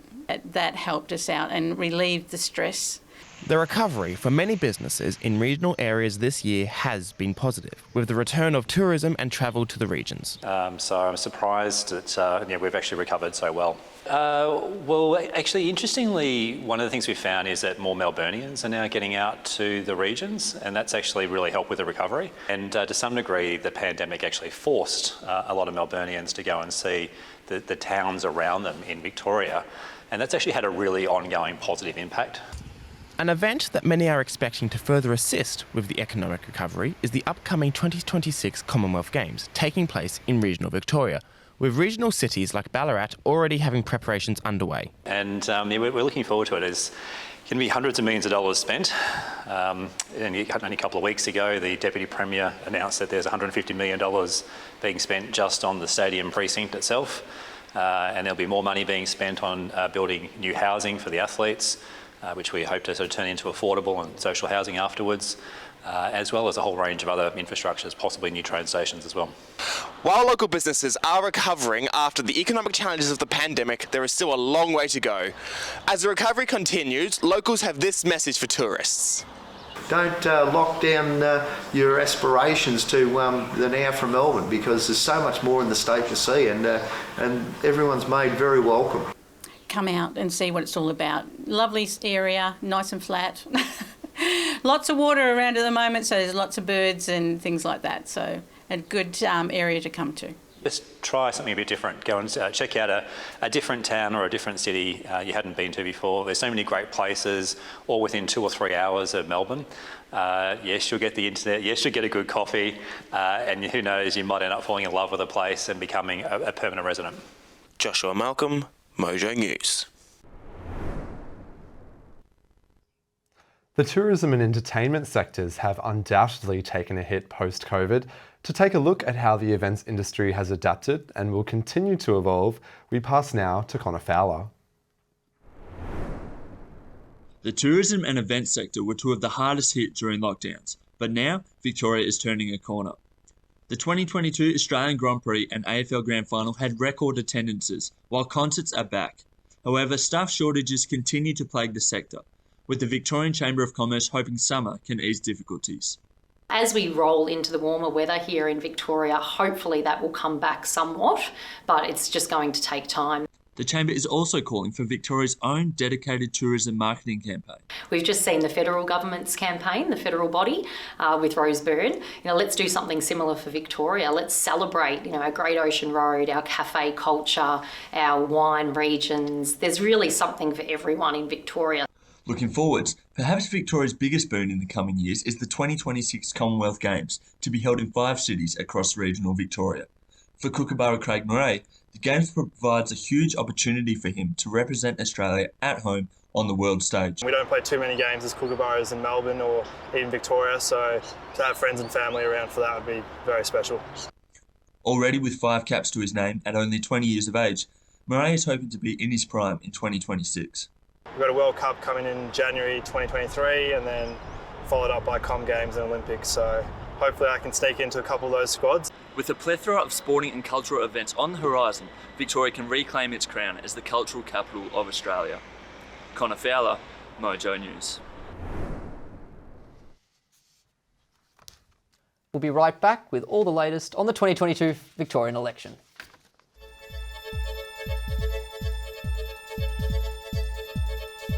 That Labor have won a majority and will govern for a third consecutive term at the state level. Now, Zara, in every campaign there are no shortage of people making comparisons between politics at the federal level and how that's influencing state politics and vice versa. We saw Labor have a very good night in Victoria back in May. Do we think we can draw connections and comparisons between that and what's happening tonight? It's always very tricky to make connections between state voting behaviour and federal voting behaviour. Obviously there are different reasons people are voting, there are different policies that people are concerned about, and there are different personalities. So we can, however, look at what the trends are showing us. And the trend in Victoria is very clear. The Liberal Party as a political party, for whatever reason, is losing support, is losing ground in Victoria, especially metropolitan Victoria. It is a brand that people are not wishing to endorse in terms of forming government. And I think as a political party, it is in the midst of a bit of an identity crisis. And we saw this during the campaign, both at the federal level and also at the state level. In particular, there is a clear divide between those who are more socially conservative within the Liberal Party and those who have far more socially progressive elements and views about public policy. For whatever reason, the Liberal Party is unable to reconcile these two strands, and we see it spill over in terms of division, disunity, and ultimately, when a party is disunited and is airing its dirty laundry, it loses support. And we saw that, I think, vast at the federal level, and we're seeing it now at the state level. So I think we can draw these connections between the two elections. Absolutely. And while we await the count in some of these close seats, we've still got a handful where the Greens are still competing. We've got these seats where the Teal Independents, some in the West, where Labor are being challenged by independents. That will take a while they have to tabulate who's winning on first preferences before we can do the preference distribution. I just thought the east of Melbourne is just a staggering result. So we saw that was Liberal heartland. Yep. Labor won a handful of seats. They won Hawthorn, Box Hill, Ashwood, previously Burwood, Ringwood and Bayswater last time around. And it's possible they could hold on to all but Hawthorn. They're even going to win back Bayswater, which was, after redistribution, a notional Liberal seat. So, as you say, whatever the Liberal Party is doing, it is not having a good impact in the eastern suburbs. No, it's not. And the problem there is that they would have gone, the Liberal Party would have been going into this election campaign knowing full well that it was probably unlikely that they'd win the election. They tried a different approach. They didn't talk about the economy. They talked about service delivery, healthcare, education, public transport, Energy policy they nullified from the very start. And ultimately, what we've seen is the message just hasn't resonated. In seats like Bayswater, which were, thanks to the redistribution, should have been won by the Liberal Party, are now being won by the Labor Party. And even worse, Vass, I think when we look at the table that I've got here in terms of the ledger, the Liberal Party has essentially lost 3 seats and has only gained 1 seat from Labor, and that is Nepean. Hastings should have been a Liberal win. It isn't. Glen Waverley certainly should have been a Liberal win. It isn't. Bayswater should have been a Liberal win. It isn't. These have gone straight to the Labor Party, and in fact Labor might even be on track to keep the same number of seats it had, barring any sort of change up in the numbers. It could get close to 50 seats, maybe just 5 seats short of where it was at the previous election. And there's been a lot of discussion tonight about results in the Legislative Assembly, but we know the Victorian Parliament has 2 houses, the Legislative Council as well, the Upper House, and results for that one will of course take longer. But do you think these trends will be evident in the Upper House as well? Yeah, I think that's a really good point, Jacob. And when we look at what happened last time, and we still don't have really strong figures for the Upper House. When we look at what happened last time, the Liberal Party's vote went down virtually everywhere, but the vote in the Upper House remained competitive. If that trend continues, the Upper House may be composed of a similar number of MPs, meaning the Labor Party probably won't have a majority. It will still have to rely on the crossbench. Guessing what the crossbench will look like, that's a real tricky question, because there'll be preferences involved. We'll have to see where parties like Transport Matters, if they can come in, if the Shooters, Fishers, Farmers Party can come in, if the Liberal Democrats, Darren Hinch's party comes in. It's all up in the air. But I think, looking at the trends, Labor will not have a majority in the Upper House. It will have to negotiate with the crossbench. Yes, unfortunately, we're often waiting long into the night to discover what happens in the Upper House. We had Fiona Patton on earlier, so interesting to see if she's able to retain that seat. It's obviously a very different contest in different parts certainly of the state.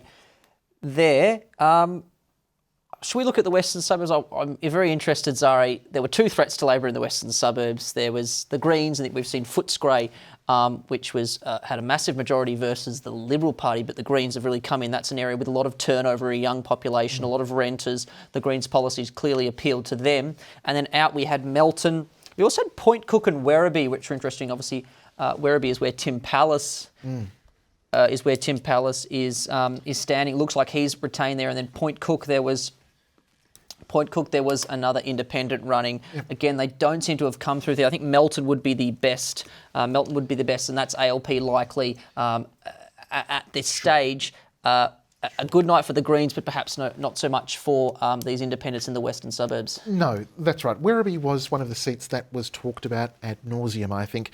This is, of course, held by Tim Pallas, the state's treasurer, who's incidentally once a former advisor to previous Premier Steve Bracks. And the idea was that Werribee was under stress. It was going to be one that would go to the wire, even though the Labor Party enjoyed a very strong margin there of around about 13%. What we're seeing based on these numbers is actually Mr Pallas is attracting a 2% swing towards him. The seat is in no danger at all. Labor will hold that seat very easily. Thanks, Zari. Much more to unveil. The ABC currently reporting that ALP has won 48 seats. We'll be right back after this.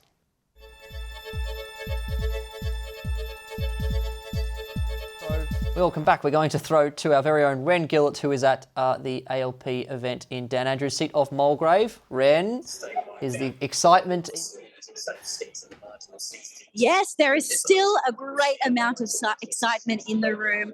The mood is very, very upbeat, and the crowd is only continuing to build. Now, what you will notice is that there are some spots in the crowd just here that aren't filled by guests. We were speaking to the organiser earlier tonight, and it has been disclosed they were trying to keep the exact location of the venue quite secret because Daniel Andrews, is quite a divisive character, and they didn't want protesters making their way into the venue. So, for security purposes, this is the volume of guests, but we should still expect to see more people coming in throughout the night. Now, someone else that we should be expecting to see come in through the doors over here a little while away. We're still waiting on a concession speech from Matthew Guy, but it is expected that Daniel Andrews will walk through the doors over here and up onto the stage in moments to come. We're still waiting and standing by. The media has their roving cameras out and are scattered throughout the crowd, waiting for Daniel Andrews to make his appearance. Now, I have spoken to Daniel Andrews' godson, who has shared with me that he thinks that this is a well-deserved victory with, Labor holding 48 seats currently, and he says that this is well-deserved. So everyone's calling it. It's an exciting moment in this room. People are, excited. I've been reading people's shirts throughout the evening as well. People have been saying, he's delivering for all Victorians. That is a quote on people's shirts. Doing what matters is another quote. People have been wearing SEC shirts. Labor for Mulgrave, that's another quote. But my personal favourite has been getting on the beers. Now, that is what people are doing. The vibe is high. People are certainly getting on the beers over here. Back to you guys. Well, Ren, wouldn't I love to get on the beers? Maybe the ciders. But Zare, can we please get an update? Oh, it's beyond doubt now. Labor will win, probably end up even in the low 50s in terms of seats, possibly even winning 52 seats. There's been very little movement in terms of seats being won by the Liberal Party. From what I can see at the moment, a definite Liberal gain is Nepean. The Nationals have done much better. They've won at least 2 seats, the seat of Mildura and Shepparton. And for the Labor Party, they've actually won 3 seats. So it's a very good night for the Labor Party. Also a very good night for the Greens, barring any disasters in those sorts of seats that they're leading at the moment. But it looks to be a left-of-centre victory tonight in Victoria, and Labor to hold a comfortable majority when Parliament resumes. Yeah, you feel like even some of the most positive Labor fans would have said, okay, maybe we're going to lose a couple to the Liberals tonight. Considering the term we've just had, it's just an outstanding result. You can't help but hark back to earlier this year. It's quite similar to the federal election where Greens doing very well, Labor doing well to an extent, holding their seats, and the Liberals on the losing side of things. So I just want to go to one seat, Ripon, which was memorable last election in 2018. Louise Staley was the incumbent Liberal on the night. The ABC and pretty much everyone had her losing. In the end, she held on by a margin. I think it was under 50 votes. It was just a minuscule margin. She went on to be quite prominent for the Liberals this term. She was, I believe, the chief whip of the opposition. Redistribution was not kind to her. It became a notional Labor seat on about 2%, and it looks like this time, well, after last time, do we want to say it, Zare? She is behind at this point. It looks really hard for Ms Staley to win the seat. Now, you're right. There was a redistribution, as we know, and seats changed in terms of the margin. For the Liberal Party to hold this seat, they needed to get a swing of over 2.8% towards them. You'd think in a normal Victorian election, this would have been an easy thing to achieve. After all, this is a third government going for its 3rd term in office. There should be a swing going to the opposition. It's not occurring. In fact, in Ripon, the swing to the Liberal Party is less than 1%. So it's a third of where it needed to be.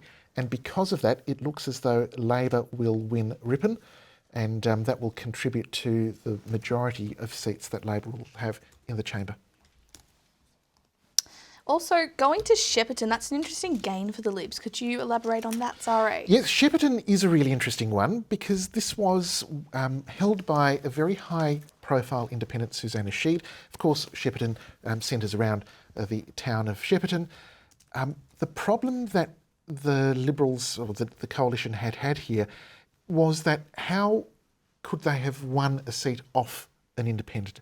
They couldn't do it at the national level. We've seen it, for example, with the seat of Indi. The Liberals had held the seat but have not been able to take it back off of an independent. What's happened here is that Shepparton has come very strongly towards the Nationals.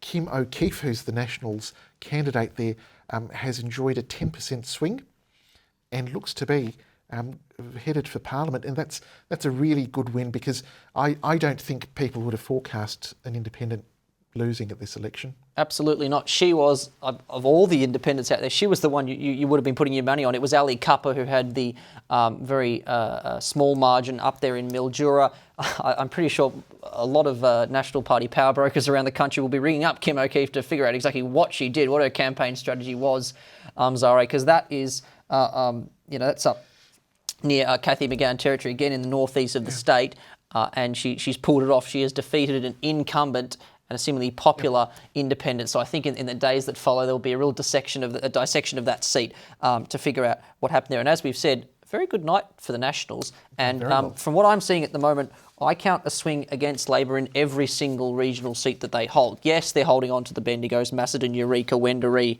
and Lara, and Morwell's obviously the one that they've lost. But I don't think there couldn't have been a much better night for the National Party, you'd think, Zara. No, it's a really strong result. And the seat, I think, of real interest here is Mildura. Again, going back to this, Ali Cupper, who was, again, a high-profile independent, I think the idea was that she would be able to retain her seat. There was no real visible reason to observers as to why she would lose the seat. What we're seeing is the Nationals having a very strong result. We're looking at the Nationals and thinking that they have really done their bit for the coalition. They have been able to hold on to the seats that they had, and they're able to win new seats. What more does the so-called junior partner of an opposition, of a coalition need to do? I think they've done a fantastic job. Very strong results all round. And Zara, I just had a question for you. So trying to gauge results prior to an election, how effective do you think that is? Historically, we've seen sometimes it's right on the money and sometimes it could not be further from the truth. No, there's a lot of chatter. There's a lot of chatter on Twitter. There's a lot of social media posts. All of these sorts of things about what people may have seen at a polling station, what the mood of a polling booth may have been. I think all of that is interesting. But of course, it doesn't really give us much insight into what people are doing in the privacy of the polling booth and on their ballot paper. And what we're seeing is that sense of a strong uprising, if you like, amongst the community against Labor. It just hasn't eventuated. Rather, what we're seeing now is Labor consolidate its hold on many of the seats that it was expected to lose and actually not change much of its position in Parliament. Awesome, thank you, Zara. But now we are going to throw back to Lydia Strofelt, who is with the Greens leader, Samantha Rattam. What's going on, Lydia? We have just heard an official address from Victorian Greens leader Samantha Rattam as she introduced new member for Richmond, Gabrielle Tviatri. The excitement has continued here. They've officially announced yet another green slide in this year's state election and the beginning of the end of the two-party system. There is so much excitement. The feeling of community is just bouncing around the place here. So much celebration. It's officially a historic evening for the Victorian Greens Party, with now 5 seats and multiple other seats still up for grabs potentially as well. Ones we've mentioned recently, such as Northcote Albert Park. So that's probably all I have for you now. Other than that, we're going to continue enjoying the liveliness, the vibrancy, and again, just what a historic evening it is for the Victorian Greens here in Collingwood. Back to you in the studio, Vass. That, Lydia. And now we're off to a break. There'll be much more coming up after this.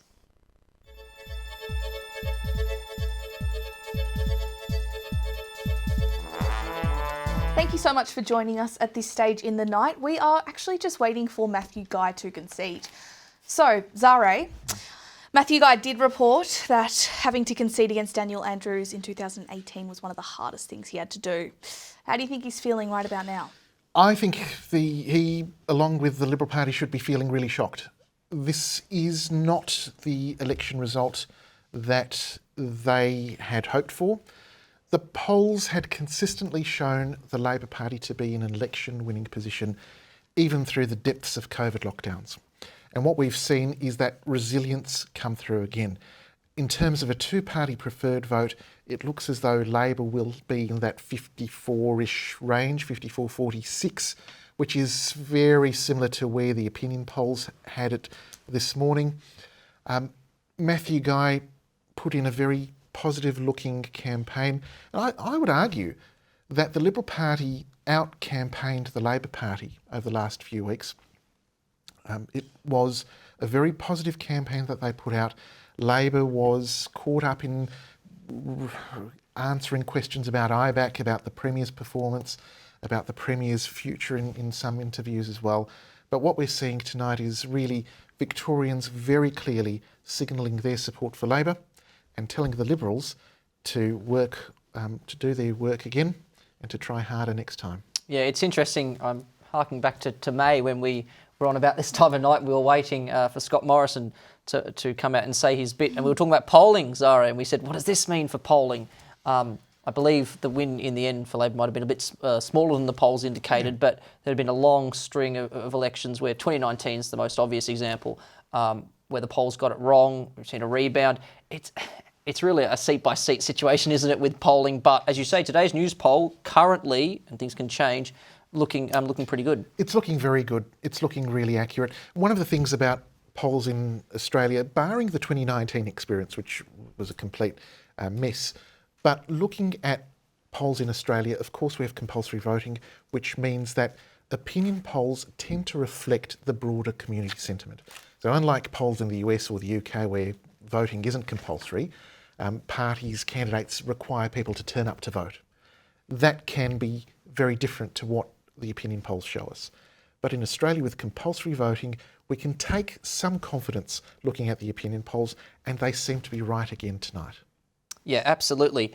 During the break, I was having a look at who we think might be in the running for the next Liberal leader. So we've talked about Matthew Guy, I hesitate to say unlikely to stand for the leadership position.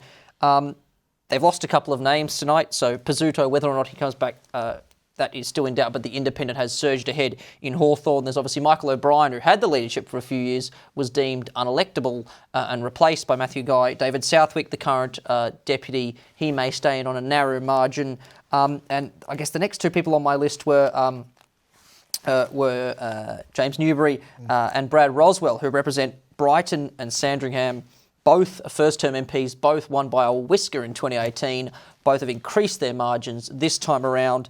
But both are in a very interesting situation where they're forced to take more progressive stances on things. Do we think having somebody, or even Southwick, those three seats all are in similar demographic, I guess, positions within Melbourne? Is that where the next leader of the Liberal Party comes from? And does that signal, I guess, a shift in the makeup of the Liberal Party at the Victorian level? It could be. It could be one of those.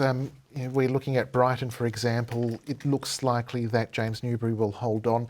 It could certainly be him. It could be even Michael O'Brien. Whoever it is, the Liberal Party structure is such that the Liberal leader is really important.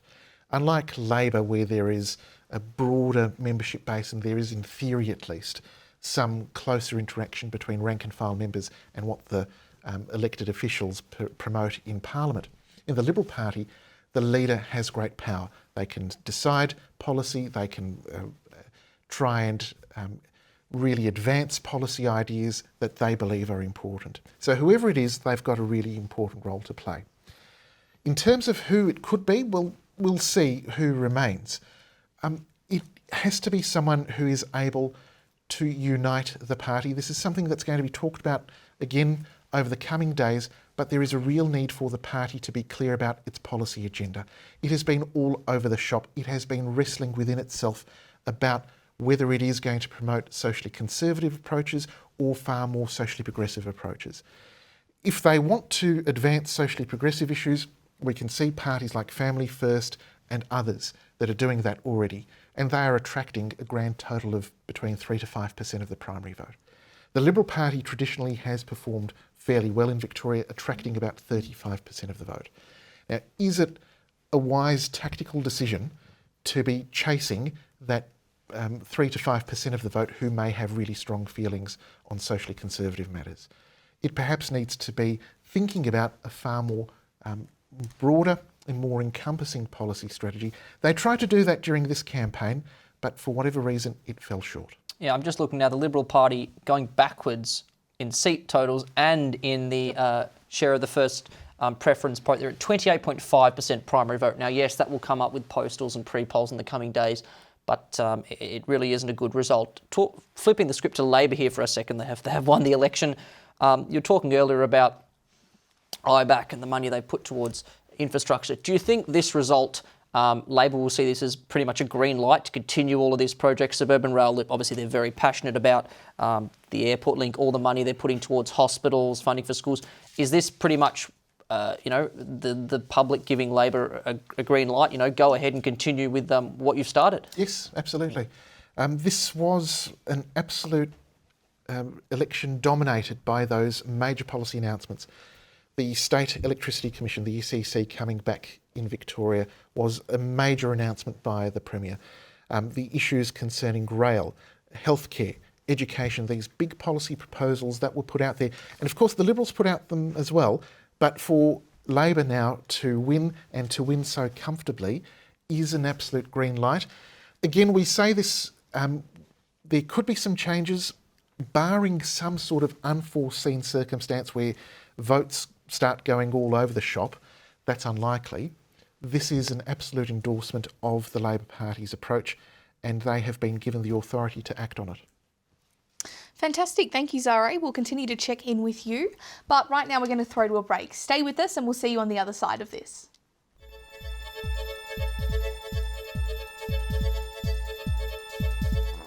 Welcome back. Thanks for staying with us. So, Zara, I do have an interesting question for you. What were the policies that won and lost this election for Labor? For the Labor Party, they really went on a very big policy agenda, bringing in the SEC, bringing in infrastructure projects, especially the rail link, road projects, and of course that idea that this was a government midway through these projects, I think contributed some way to delivering victory tonight. The Labor Party did really well on talking about its suite of policies and positioning itself as not only having done whatever it had done, but also in the middle of being able to do these things. And the argument being that don't disrupt the government midstream. I think that must have played a role in what we're seeing tonight, because in some of those outer metropolitan areas that should have been won by the Liberals, we're seeing swings against them and actually Labor picking up seats as well. So if I could, just go further with that, I want you number one policy that won it, number one policy that lost it. I think the number one policy is generally Labor's brand that they had built, and that is about building infrastructure and service delivery. These are traditional Labor strengths, and this government really played strongly on those. Whether it was healthcare, whether it was education, we saw the Premier, members of the government go to hospitals, to schools, doing all the sorts of things that they could do to really alert voters to those sorts of policy areas, which I think played a role in tonight's win. Zara, another Liberal heavyweight looking like he will go down tonight. David Southwick, he was on the program earlier tonight, Channel 7, predicting that the ALP's candidate Lior Harel, comes from the corporate law world, will gain that seat, massive seat. I don't think it's ever been held by the Labor Party, and the ABC have it as likely. I mean, David Southwick's lost 3% of his primary vote. That's the funny thing is that Labor are also down on primary vote. Obviously, the independent candidate, their Nomi Coltman, she didn't do as well as you'd hoped, but clearly those preferences are flowing back stronger to Labor. The Greens have got 16% of the vote there. So that another one bites the dust, and David Southwick, likely, again, we don't want to call it because postal votes will be strong for him, Zara. They will. Not looking good at the moment. No, nothing's looking good at the moment for the Liberals. This is, again, the word for the night, as we said much earlier on, is disastrous, and disastrous it is. We're looking at other seats, for example, another seat that in Croydon, which was held by the Liberal Party by 1%. There's a swing on against the Liberal Party, which is David Hodgett. He will be very lucky to retain that seat. That is looking to be a very, very close result now, with the Liberals possibly holding it, but with a reduced vote. If we look at all the other sort of seats as well, looking at Evelyn, at least Evelyn is a swing to the Liberals and retain. But seats like Frankston, seats like Geelong, there's just been no meaningful movement. It really has been a very poor result. Yeah, and what we're learning is that the Liberals are achieving swings in 45 of the 88 lower house seats. There have been swings to the late Liberal Party, but we're seeing, again, what we saw in May. These are being wasted on seats in the west of Melbourne, in the north of Melbourne, which have gigantic Labor majorities, and it's just not enough. It's not showing up on the overall scoreboard, Zare. No. And what more could be said, I guess? The one thing I wanted to mention, we've talked about how Labor haven't been doing well in the regions. I found one, Polwarth, which is just southwest of Geelong, reaching down Aries Inlet, Anglesea, Lawn Way, Colac as well. This is a Labor gain, and I don't think this is a Labor gain anybody saw coming. I'll just...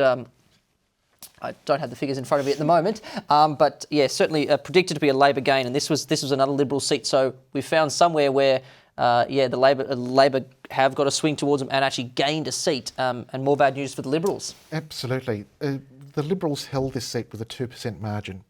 Again, going back to traditional thinking, you would think that holding a seat with a 2% margin, being out of government for 8 years, you are going to be enjoying a swing on election night. It's not coming through. And what we're seeing is Labor having and enjoying a really strong swing of over 4%, meaning that this, if the trend continues, which I'm sure it will result in a Labor gain. A Labor gain.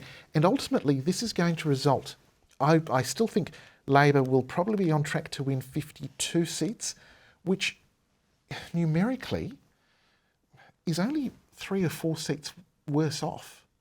So very small shift in Victorian community sentiment. And you just mentioned the word traditional thinking. Going on that, how do you think traditional versus modern thinking shaped this election? Volatility. There's great volatility in the electorate. We've seen it. We saw hints of it at the federal election where people were thinking about other political parties, voting for other political parties. What we're seeing in the Victorian case is that traditional thinking doesn't really stand up.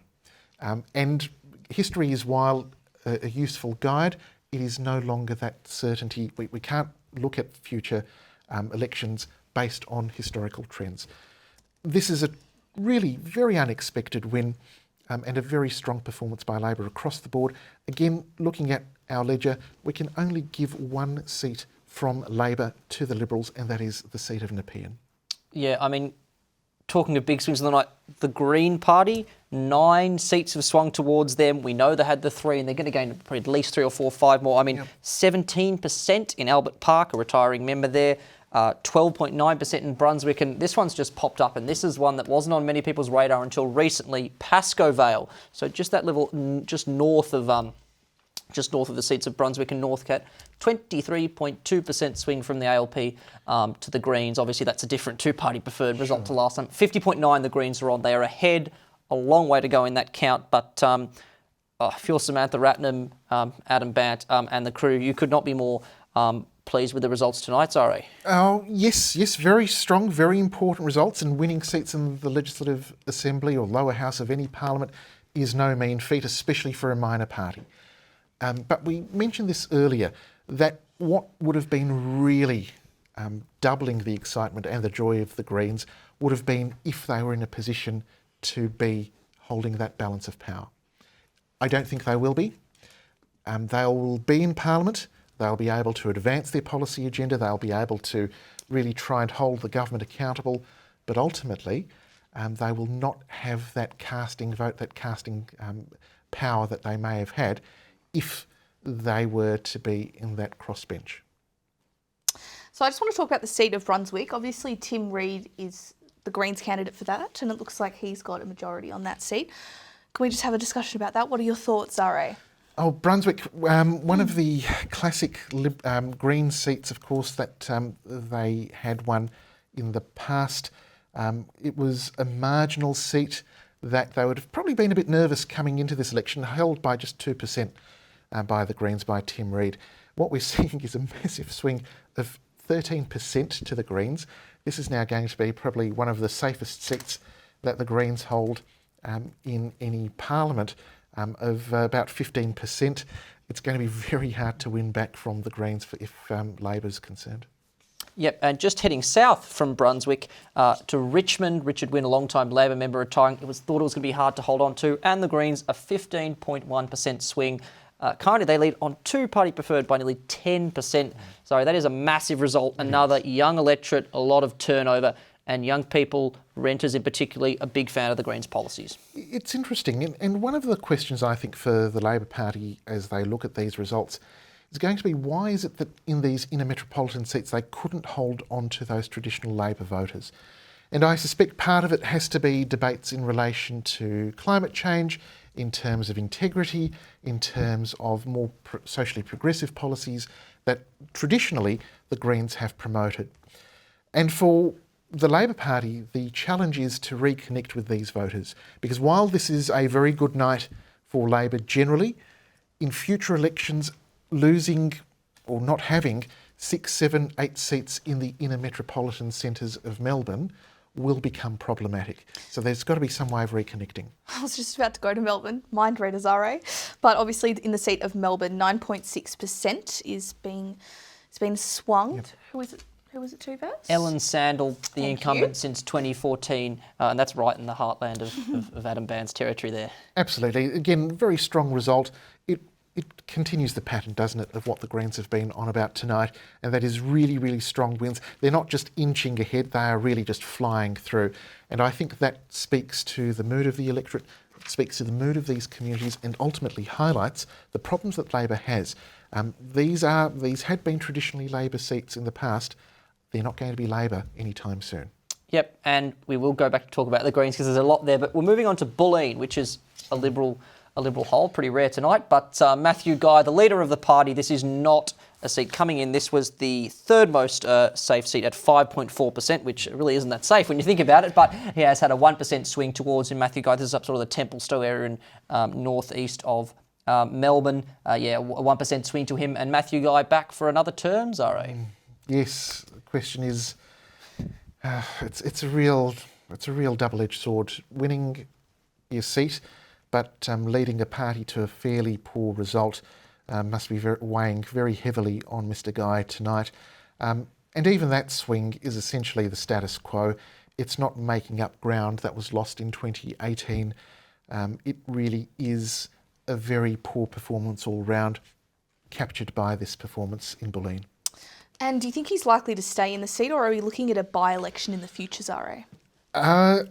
Looking at the numbers, if there was to be a by-election, I would suspect someone other than the Liberal Party would win it and therefore deprive the party of a seat in Parliament.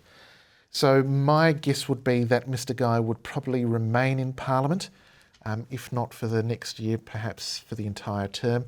Of course, we'll get a sense perhaps when he comes out tonight and makes his concession speech, but it's a really poor result, and if he was to go, someone else would probably win it, such is the mood of the electorate at the moment.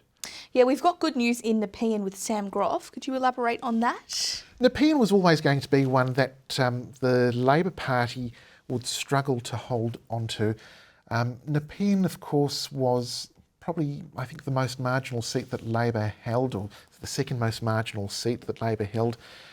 Coming up against Sam Groff, tennis star, it was expected to be close. He's done really well, getting an 8% swing in his favour. Ultimately, that's the only gain that I can see that we can put in the Liberals' ledger. It's a bright start. It started off brightly for the Liberals, but that's it. It sort of stopped there. Now, Zara, we mentioned Polwarth about 20 minutes ago, and we talked about that one down on the Surf Coast there. A surprise win for Labor, 4% swing at the moment, the ABC projecting with 52% of the vote in. David Davis, who is on the ABC's coverage, is describing that as a disaster for the party. But true, but perhaps the whole night could be described that way. It's our term for the night. Disastrous. It is disastrous.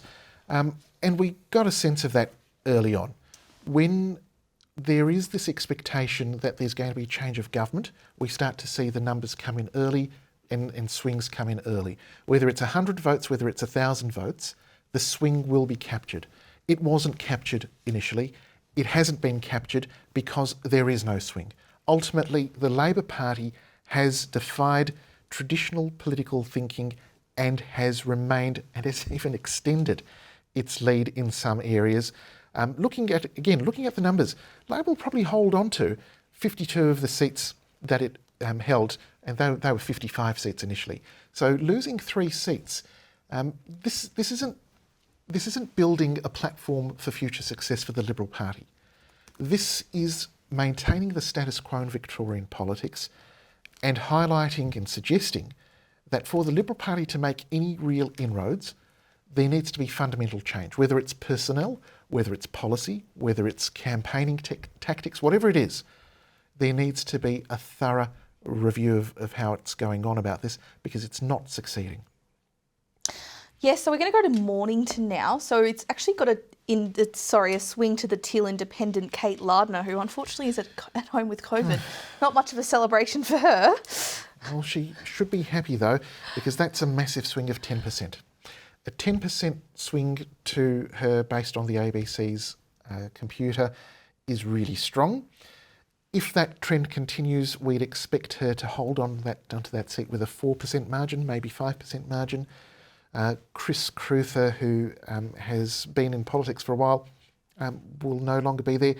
And Mornington, as you point out, Chloe, of course, as an independent gain, should really make the Liberal Party nervous, because not only is it losing seats to Labor, it's also losing them to the Independents. But Zara, that's a seat the Liberal Party should not be losing. Retirees moving down, to Mornington, on the Mornington Peninsula there. And for those keeping track at home, that is the Labor Party, and with the gain of Polwarth, that's a net loss of nothing. They're on 0 right now in terms of seats won or lost. The Liberal Party are -3, the Greens +2. The Nationals have picked up 3 in a good night, and 2 others losing. That'll be those 2 independents from the north of the state.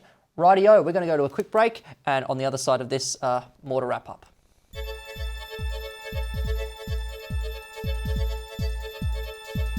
Welcome back. So we are going to cross again to Ren Gillett, who is at the Labor Party's convention, HQ. Ren, are we still waiting on Daniel Andrews? How's it all going?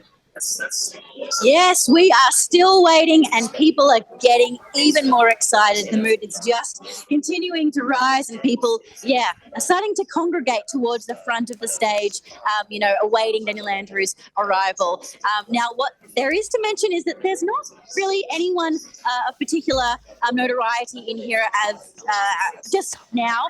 So no previous premiers, and Albanese has not made an appearance, but what we can confirm is that he has posted to Twitter and shared an image of Daniel Andrews and himself smiling, and he has titled the image with, the caption, "Congratulations." So, this public outpour of congratulations to the Premier has been made by Albanese. So there is obvious support. So people are excited. That is obviously the mood in the room at the moment. We're still waiting. I have been speaking to some people in the room, and I did speak to a couple of people in the red shirts. I was like, is this your first time seeing Andrews? They were like, no, we actually see him too much, but in a good way. He's their boss. And they were very excited to see him again. They said he's the best boss ever. I said, was there anything that necessarily surprised you about the campaign? And they said, no. They said that they were, very, confident in the campaign. And they said that, the results of the night, we're currently sitting on 49 Labor seats. They said this is to be expected, and that they were, confident going into tonight, and are still, confident and feeling great. So, no change in the mood. We're still on a high in here. Well, they are still on a high. But yes, back to you, Vass. Ren, a few more hours. Hopefully Dan Andrews can come, and then you can enjoy and hopefully have some free food on the Labor Party. And a champagne. And a champagne, yes, when you've clocked off. Rightio, back we are, Zara. Talking of Dan Andrews, the man we're all waiting for. He's taken on an interesting tone during this. You were talking about campaigning, and you thought perhaps the Liberal Party had out-campaigned Labor Party in the last few weeks, the electorate. Dan Andrews in that Sky debate, combative, some people might say, passionate, some people might say. He was he took on a different kind of tone. People remember him from the COVID lockdowns and all this. Do you think we see a new Daniel Andrews? Does he get remade, or does he continue being this feisty character, I guess, at war with the Liberals and passionately defending his party's values? Social media's dictator Dan. Right. Well, looking at these results, there's absolutely no reason for any reinvention. These are very strong results, and people have found Daniel Andrews to be a polarising figure. He has been polarising figure. We saw protests. We saw a lot of people take to social media during lockdowns. We've seen a lot of anti-Daniel Andrews movements and moves, and we saw a range of new political parties emerge at this election with the explicit aim, essentially, of defeating the Andrews government. All of that to one side, the results speak for themselves, and they are very strong in Labor's favour, of course. So to answer that, no, it's carry on if you're advising the Premier. This is a very successful tack to be on. And do we think Daniel Andrews will serve a full term, or is he going to hand over in 1 or 2 years to his hand-picked deputy, Jacinta Allen? I think this is a really fascinating question, really fascinating point that Victorians would be eagerly awaiting. Mr Andrews did commit to a full term, serving the full term if he was to be re-elected. But at that stage, he would have been Premier for 12 years. And that's a very long time. Yeah. He will definitely be the longest serving Premier that Victoria has had since John Cain Jr. in the 1980s. And will definitely be one of the longest serving Premiers in the state's history. He'll be right up there. What the Premier, however, has hinted at is that he has selected a successor. That successor is Jacinta Allen. And whether he decides to go mid-term, well, we'll have to wait and see. But he has committed publicly, at least, to staying the full term.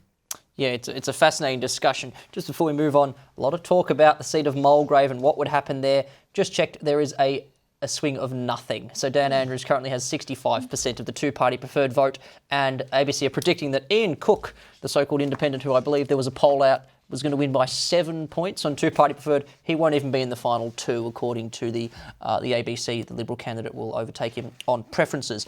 Talked a lot about Jacinta Allen. I mentioned earlier in the night that her seat of Bendigo East, the swing was a bit larger. It's calmed down a little bit. It's 0.9% of a percentage back to the Liberal Party. She still holds by 11.2%. Would it not have been a better policy, perhaps, policy agenda for perhaps the Libs to lay off Dan Andrews and focus more on criticising Jacinta Allen? I think everyone realises that she is the heir apparent after James Melito retired and she came up. Would it have been to go for perhaps a scorched earth policy, either target her seat or focus your really personal attacks more on her? Because I think everyone knows that Dan Andrews has this certain level of popularity within the electorate. That's, I think, a really interesting point, because the party's polling would have been showing that Daniel Andrews is the best asset for the Liberals to attack.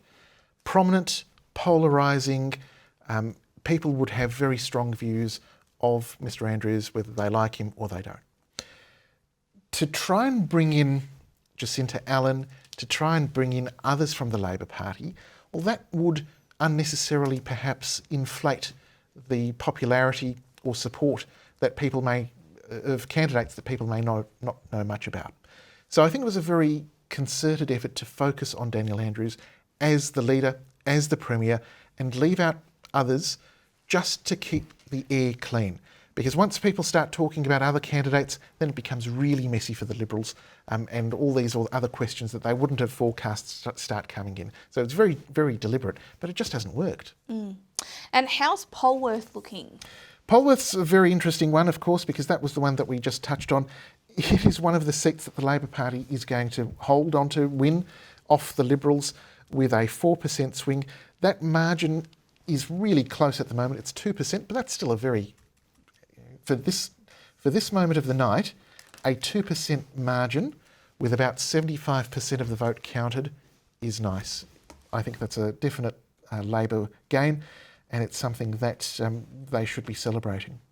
Yeah, absolutely. And that was offset really by the Liberals' gain of Nepean on the other side of the bay down there, stretching from Mornington all the way down to, past Mornington, sorry, all the way down to Portsea and Sorrento there. Trying to think of a tennis pun there, but it's game, set, match, I guess, to Sam Groth, the ex-tennis star, as he takes it with a nearly 8% swing against incumbent Chris Brain. Has he taken a hit, Bass? What do you think, Zaro? Well, now that the ball is in my court. Oh! Yeah. Look, it is the only win. It's the only win I can see. And how poor is that as a major political party to have one win on an election night where the expectation was to do much better? So for Sam Groth to come in, it really is an injection of a new type of Liberal MP. He will presumably spend this term of Parliament really acclimatising to politics, to public administration and so on. And I'd expect him to be a leading figure in the Liberal Party in future if he's able to hold on. And I suspect he might with such a strong swing in the initial phase. Is he really going to be an opposition frontbencher, Zaro? Well, the opposition may not have the luxury of having choice. How many do you need? 11 to fill a front bench? Yeah, I mean, you could technically fill it with 2 if you wanted to, or even 1, but of course, to distribute the portfolios, you'd need at least a dozen, if not more. And for the Liberal Party, for the coalition, I should say, I would expect a number of new faces coming in from the Nationals onto the coalition front bench, and that's going to inject new perspectives, especially from rural and regional Victoria. Yes, I think we have a graphic on cue just coming up, but first we will dance our way up to Hastings, where we have Paul Mercurio, another, I guess, somewhat infamous candidate who is running in this seat, being vacated by a Liberal incumbent, and that looks like one that the ALP will gain. Paul Mercurio sitting at 50.9% of the two-party preferred vote, yes. And that's the last pun. Yes, I've got no puns. No promises. For dancing.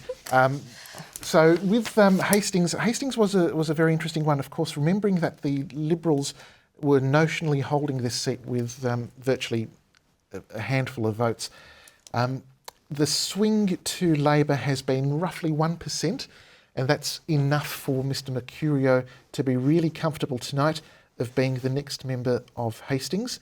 He might do a little dance to celebrate his achievement, but certainly it is a big win for Labor to hold or to win a seat that they didn't have in the first place going into this election. You mentioned Mr Mercurio.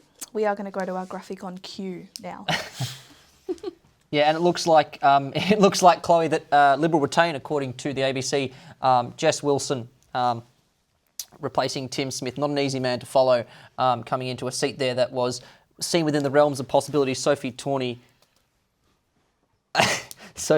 is the independent candidate there. Doesn't look like she's going to be able to get it done. It's 52.1 to the Liberal Party at the moment. Tawney barely leading the Labor Party there on first preferences, 23.2 to 21.7. So that is one heartland seat for the Liberals. They're going to hold Zari, because I'm just looking, I've just seen that it's now likely Labor down in Caulfield, so that could be another. Yep. They need to start holding on to at least one of these Crown seats.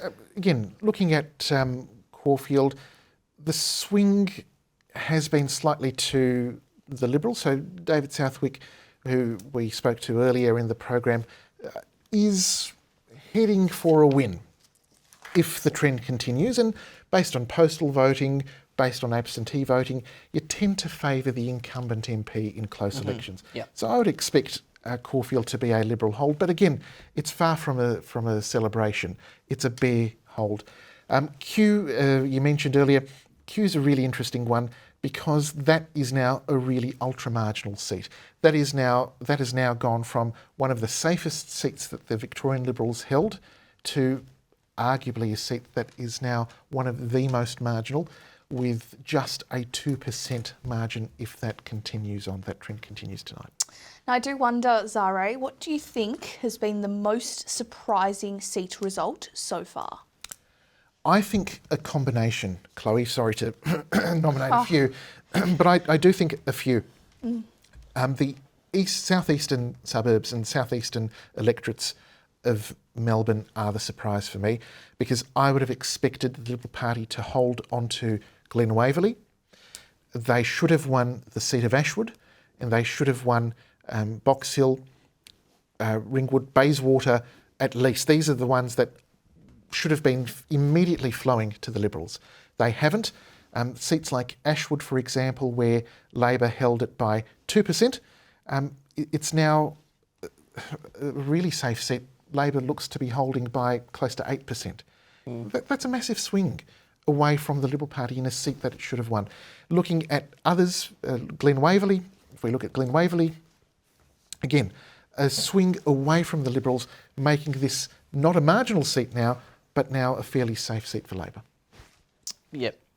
Absolutely. I mean, they couldn't even win a seat that was redistributed in their favour of Bass, where they had a notional majority there. Jordan Crognole, the local member there, will hold on. She won it off Brian Painter back in 2018. Flip again to the Nationals. We've talked a lot about their dominance tonight, Zare. Obviously, 6 safe seats coming in.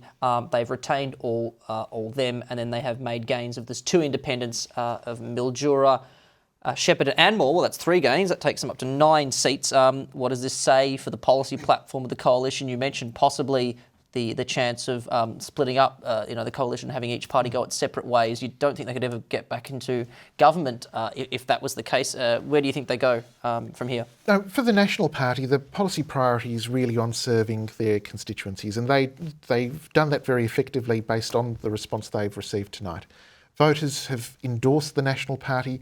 They have swung away from independence, which goes against the trend that we've seen at national level and in other jurisdictions. For the Nationals, the lesson is to maintain the path that they've set for themselves, but there is this question of the Liberal Party there. And is it the case that they will be able to get more seats in terms of seats in shadow cabinet? Will the Nationals now be able to exert greater influence on the opposition's policies? And if that's the case, then it's going to be fascinating to see how the next 4 years work in Victorian politics, because you've got pockets of real strong support for the Nationals and pockets, well, vast chunks of Victoria which are not supportive of the Nationals' policies because they're not contesting those electorates. And obviously we've seen a divide throughout the election campaign. It's been quite a significant divide, I'd say, this election campaign compared to other election campaigns we have had between Liberal and Labor. Do you think this divide is just going to be exacerbated as these next 4 years sort of unfold? I do think so. I think we've seen some significant differences between the major parties. We've seen the Labor Party really be very clear and very, very focused in terms of its approach. I'd expect nothing to change. For the Liberal Party, the question is going to be, how does it respond to an election like this?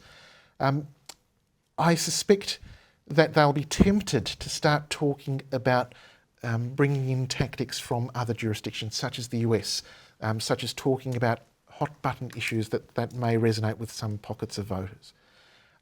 When the Liberal Party has succeeded in Victoria, as well as at the national level, it has succeeded because it has been able to be presenting itself as a broad church, a broad policy party, not a party that's focused on specific groups in society. And I think that could be a template that the Liberal Party at least can think about pursuing for the next 4 years. Yeah, John Howard's Broadchurch, a distant memory, it would be fair to say, in Victoria. I have spotted another Liberal gain, but first we're going to go to South West Coast. A rare Liberal hold and a swing towards them in the region. So this is way down on the South West Coast. Dennis Napthine, the former Premier, held this seat. Roma Britton has held it since he retired in 2015. There was an independent challenge. It wasn't significant. Labor made it to the final 2-party preferred, but a 5.5% swing to the Liberals, Zare. So some success down there. Yeah, this should have been a fairly safe Liberal seat to begin with.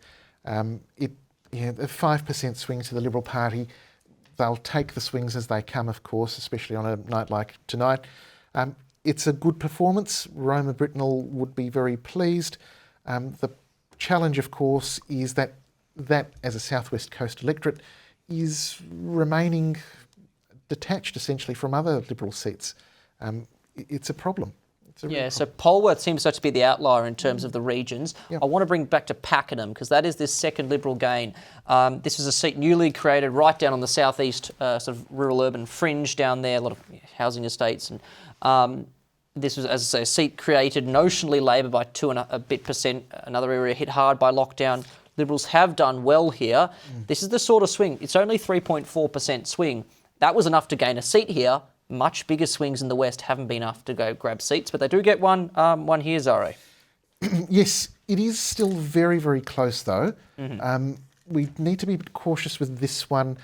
It's a new electorate. We'll see what sort of boundaries and swings come through. This is one to watch over the coming days. It looks to be a Liberal gain, which would be very useful. They also, of course, won the seat of Berwick, close by to the seat of Pakenham. So that seems to have been a fairly bright part of Melbourne where the Liberals have performed. But we'll see where Pakenham goes. Likely Liberal gain, but far from a incredible performance. Now let's have a look at Hawthorn. Quick Google search. That's a 0.3% swing from the Liberal Party there to the independent. Melissa Lowe has 50.9% of the two-party preferred vote, but I think that's one that's going to be long into the night, Zare. It is, and the problem is not necessarily where the candidates are right now. The problem is that the swings that should have been going to the Liberals just haven't come through. And what we're seeing is essentially the status quo in terms of the Liberal Party vote. We see John Pesutto in a position that he found himself in similarly to last time. There's actually been, on primary votes, a swing against the Liberal Party of 2%. Very strong performance by the independent there, who's finishing second on this count with a primary vote of 22%. So this will come down to a closer result. Labor suffering a swing of over 11% there. Labor's obviously not going to win it. It's going to be either the Liberal or the independent. At this stage, it's looking like a Liberal win, but we'll see. Yeah, Zara, I'm just taking a look at some of the swings away from Labor in these outer west and outer north seats. We saw it in the federal level in May. It's carried through to the state level. Greenvale, 9%. Broadmeadows, 13%. Thomastown, 12%. Koroit, 12.5%. St Albans, 16%. Sydenham, 11%. These are big, big swings. The issue for the Liberal Party is that the margins were so gargantuan to begin with that they're not going to gain anything north or west of the Yarra. No. I think that's really interesting. Seats like St Albans, you mentioned, that started off with a 22% margin. A 22% margin.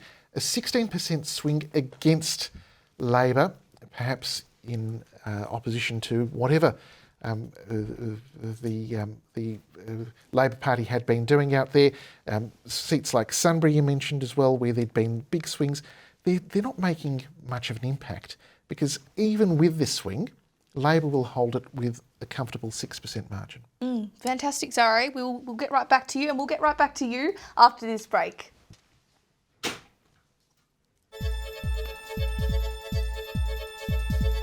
Welcome back. How are you all going at home? I hope you're all good. But students are often overlooked in elections, and this one is no different. Let's take a look at 2 case studies with Jacob Gamble.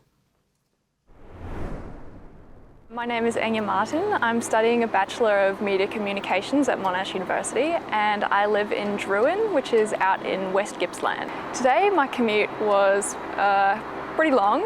I took a V-line all the way to Clayton Station. There I got off and I took a bus to Monash University in Clayton, and then I took a connecting shuttle bus from Clayton University to Caulfield University. If I went straight from Druin Station to Caulfield Station, it would cost me $18 one way. Going to Clayton instead and cutting down costs doubles my travel time. I would really love it if something could be changed about how much it costs. Travel costs from regional to sort of metro areas. My name is Arnie. I'm studying Education and Arts at Monash, and I'm based on the Clayton campus, and I live in Cranbourne. My commute pretty much starts with me taking the bus from my house to the station, the Cranbourne station, and then unfortunately the bus doesn't connect really well with the train at Cranbourne station, so I end up watching the train leave as the bus is arriving at the station, and I have to wait for the next train for about 15-20 minutes. And then after that, it's pretty much a straight ride to Huntingdale, and then just taking the express shuttle bus to Monash from there. On average, it takes about an hour and 10 minutes. That includes the 20 minutes I'm waiting at the station for the next train, because I've literally watched the previous one go past. So I think the biggest two things would be connections between public transport. If you've got a bus that goes straight to the station, it should come you should get there a few minutes before the train, rather than literally after the train leaves and then wait for the next train. And I think along with that, it's really important to have frequency as well, because like they say, frequency is freedom with public transport. And we're back. Zara, let's switch tracks and go to the Upper House, the Legislative Council. We've talked a lot about how the government cannot pass its agenda without having a working majority. Labor has used the Greens, Fiona Patten, Sustainable Australia Party, and so on in the last term. How are the results looking at this point in time? I think they're looking fairly good for the Greens. So I think we can focus on the Greens' performance for the Upper House. Initial numbers coming through, of course, at the moment. It's worth remembering that in a number of areas, a number of regions in Victoria, the Greens did really well, but couldn't win a seat because they didn't have good preference flows. And they ended up with just the one seat, Samantha Ratnam. So if we look now at what's going on, I think we can say that the Greens have at least one seat in the northeastern metropolitan region. I think we can say that the Greens will also pick up a seat in Samantha Ratnam holding on. So that's already immediately doubled the number of Greens in the chamber. We'd probably also expect the Greens to win probably a seat in the southern metropolitan region. Mm-hmm. So the Greens will probably end up with at least 3 seats at the moment in the Upper House, if not 4. And that 4th seat might actually come from the Western Victoria region. So the Greens would have performed really well, virtually doubled their number of seats in the lower house, and quadrupled their representation in the Upper House. So the Greens are certainly a story of the night. Yeah, I'm looking at the Western metropolitan region results at the moment. I'm looking at 2 for the Labor Party, 2 for the Liberal Party. So there's influx of vote and the swing to the Liberal Party in the west of Melbourne. It hasn't helped them in the lower house, but in the Upper House it has. They picked up a member there, and legalised cannabis. We haven't talked a lot about this. So I was driving down Dandenong Road the other day, and I saw a gentleman standing on the back of his truck holding up a vote legalised cannabis sign. I think they did well. They almost picked up a Senate seat off Pauline Hanson back in May up in Queensland. Certainly a hot topic issue, especially among young Victorians. And from the looks of this, I'm not sure if this is final. It takes them a while to tabulate the votes. They're certainly with a chance. They have 4.79% of the vote, so it's 0.28 of a quota, just ahead of Bernie Finn running for the DLP. This will take weeks to sort out, Zara. This will take weeks to sort out, because the challenge, of course, is that unlike lower house electorates where a candidate wins once they get a majority of the vote, in the upper house they must win a quota. In other words, around about 16.7% of the vote across the entire region, and that will take a long, long time to count.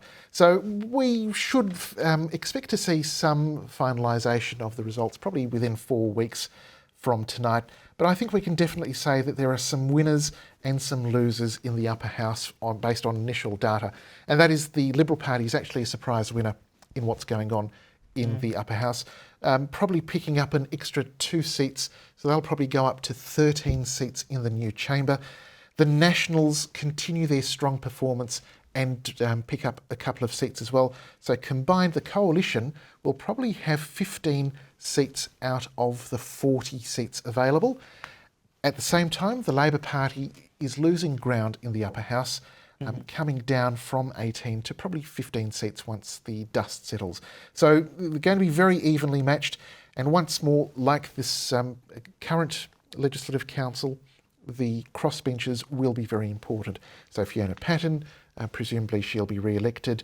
The Shooters, Fishers and Farmers Party looks to be re-elected based on these very initial results, of course, as well as the Animal Justice Party. The crossbench looks to be made up of very similar people who were there last time. I was just going to mention in the northern region, because we did have Fiona Patten on, again, the results coming in, we had 2 Labor and 1 Liberal, 1 Green, 1 Reason Party, where we know, I mean, the Greens have got, Labor have 1.8 of a quota, so that's 2 people guaranteed. The Greens are on 1.5 of a quota, and this is all these seats in the inner north where they perform strongly are within that region. So there's a distinct possibility. It'll depend on preferences. They can get to 2.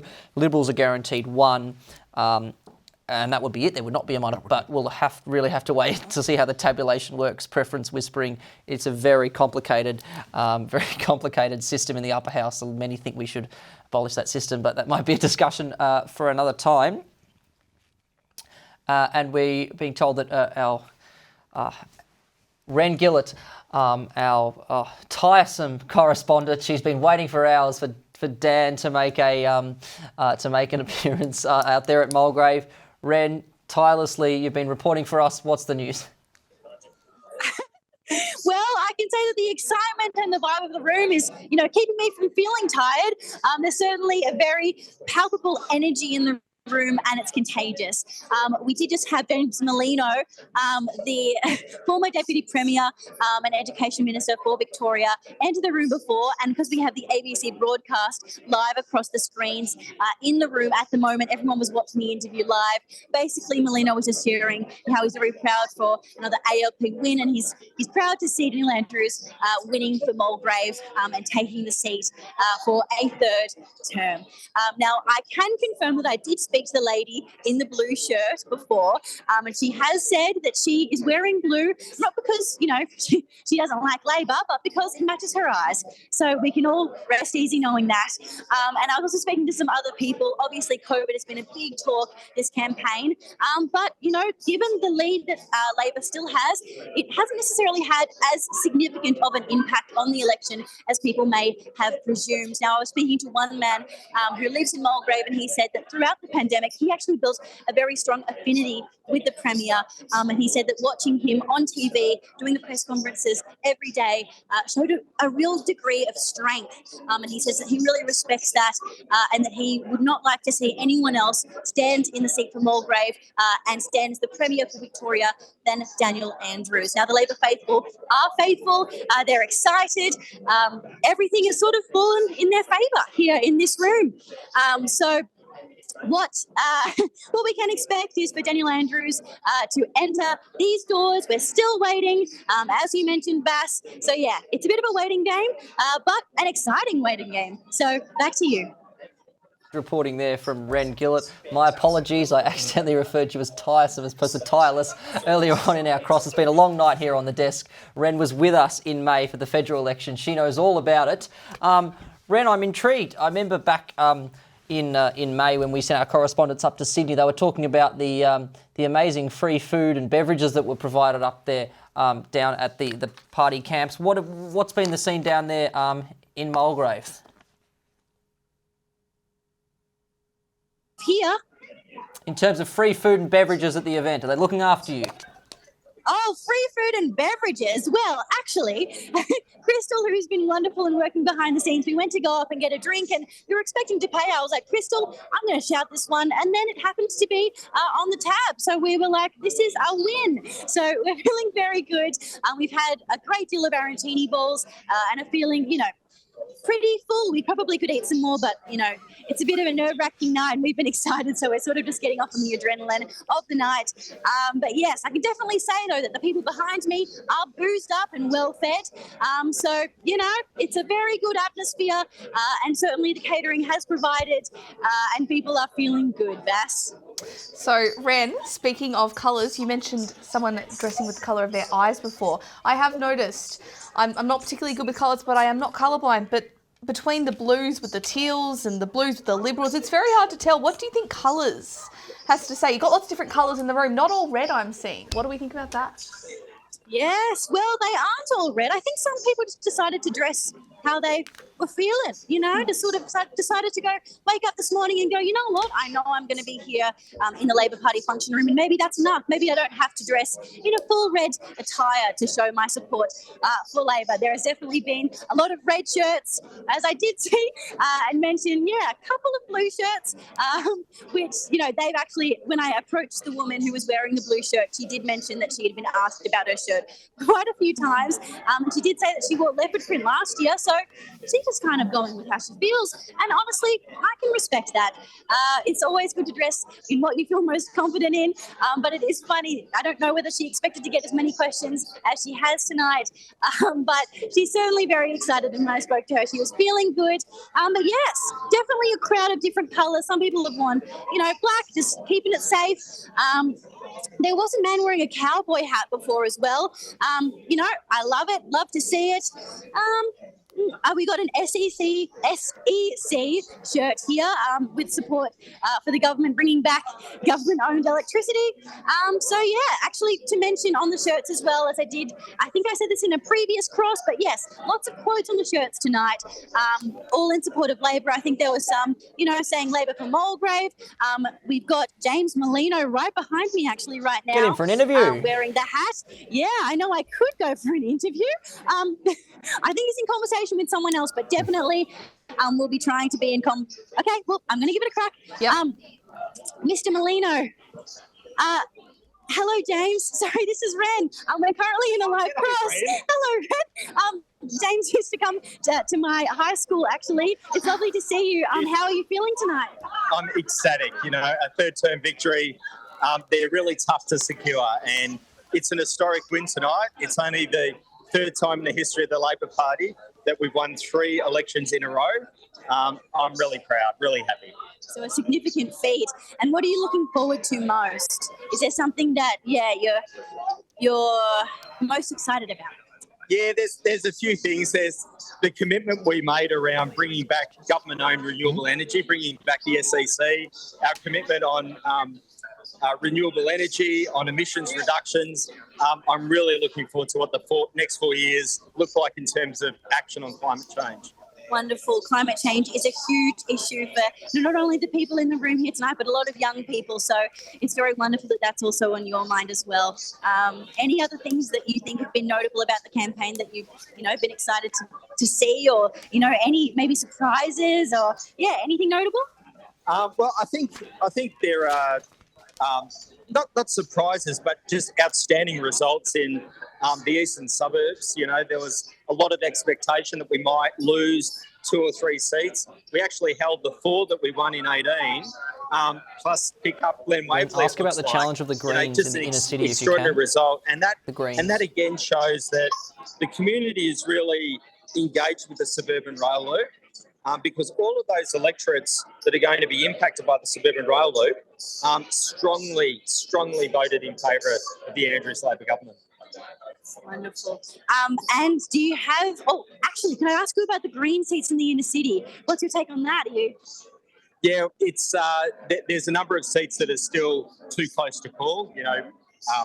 Pascoe Vale, Footscray, Preston, and I'm hopeful we'll get over the line. But like any election, there are seats you win that you don't expect to win, seats you lose that you don't expect to lose. But we're going to have a close look at the inner city. Obviously, the Liberal Party preferencing the Greens made that job really tough to hold on to some of those seats. And can I ask about maybe regional Victoria as well? Yeah, regional Victoria, our result in our regional cities, Ballarat, Bendigo, Geelong, we held South Barwon, and we're going to pick up, hopefully, Ripon. So it's a really strong result in regional Victoria. Well, I can tell that you're very, very excited, and it's wonderful to be here with you. Is there any sort of insight or maybe intel on when Daniel Andrews might be making an appearance tonight? Well, the tradition is you wait for the loser to concede the election. So we're basically all waiting for Matthew Guy to concede, and then as soon as that happens, I'm sure we'll see Dan pretty quickly. So it's a bit of a waiting game. It's been a wonderful night. Thank you so much for speaking with us, and I love your hat. Have a great one, James. Thank you. Well, that was James Merlino, the former Deputy Premier and Education Minister for Victoria. What a great opportunity that was to get an interview straight here live on Channel 31. We're still waiting, as James mentioned. We're expecting to see Andrews after Liberal Matt Guy concedes. So yeah, as James said, it's a bit of a waiting game, but an exciting one for the people in the room here tonight. So back to you. Thank you so much, Ren, and good job. I'm pretty impressed with that impromptu interview. Rightio, Zare, some interesting points raised by Mr. Merlino there that I think we should go on. We mentioned suburban rail loop in these eastern suburbs, seats, Box Hill, Glen Waverley. These are key seats that Labor was banking on the fact that the suburban rail loop, would help them capture these voters, and it's done exactly that. Absolutely, and Labor partisans and supporters should rightfully feel very pleased and very happy with what they're seeing tonight. And I think that was reflected in the interview that we just saw. I think one of the challenges that we've also seen throughout the campaign was how would voters respond to the major project that was coming through, and that was, of course, the major railroad project. And we've seen that they've responded very positively. And I think one of the most interesting things that was talked about in the interview that we just saw with Mr. Merlino was the reflection that the Labor Party vote held very strongly in those outer metropolitan electorates. Here I'm looking at Glen Waverley, Box Hill, and I'm just looking at Ashwood now as well, where there's actually a 5.5% swing against the Labor Party, against the Liberal Party rather, and making that a very, very safe seat now. Awesome, thanks, Zare. So we're going to go to Jonathan Hawes, who was with David Southwick earlier tonight. If you were a keen watcher, you might remember him. So Jonathan, tell me everything. Oh, well, it was a pretty low-key event. I think Mr. Southwick wanted to keep it mostly close to friends, family, very high-level supporters in the campaign. I was very grateful that he even let us in to the election party. But of course, by the time we left, the mood had soured quite a bit. A lot of anger, disappointment, a sense of bitterness or betrayal. One person that turned to me at one point in the night and just said, "Oh, why are people so stupid?" So that was kind of the vibe, that was kind of the attitude there by the time I left. Well, we'll keep going on. We just wanted to let the viewers know that Matthew Guy has arrived at his bullying camp with Nationals leader Peter Walsh, so a speech is imminent from the Liberal leader.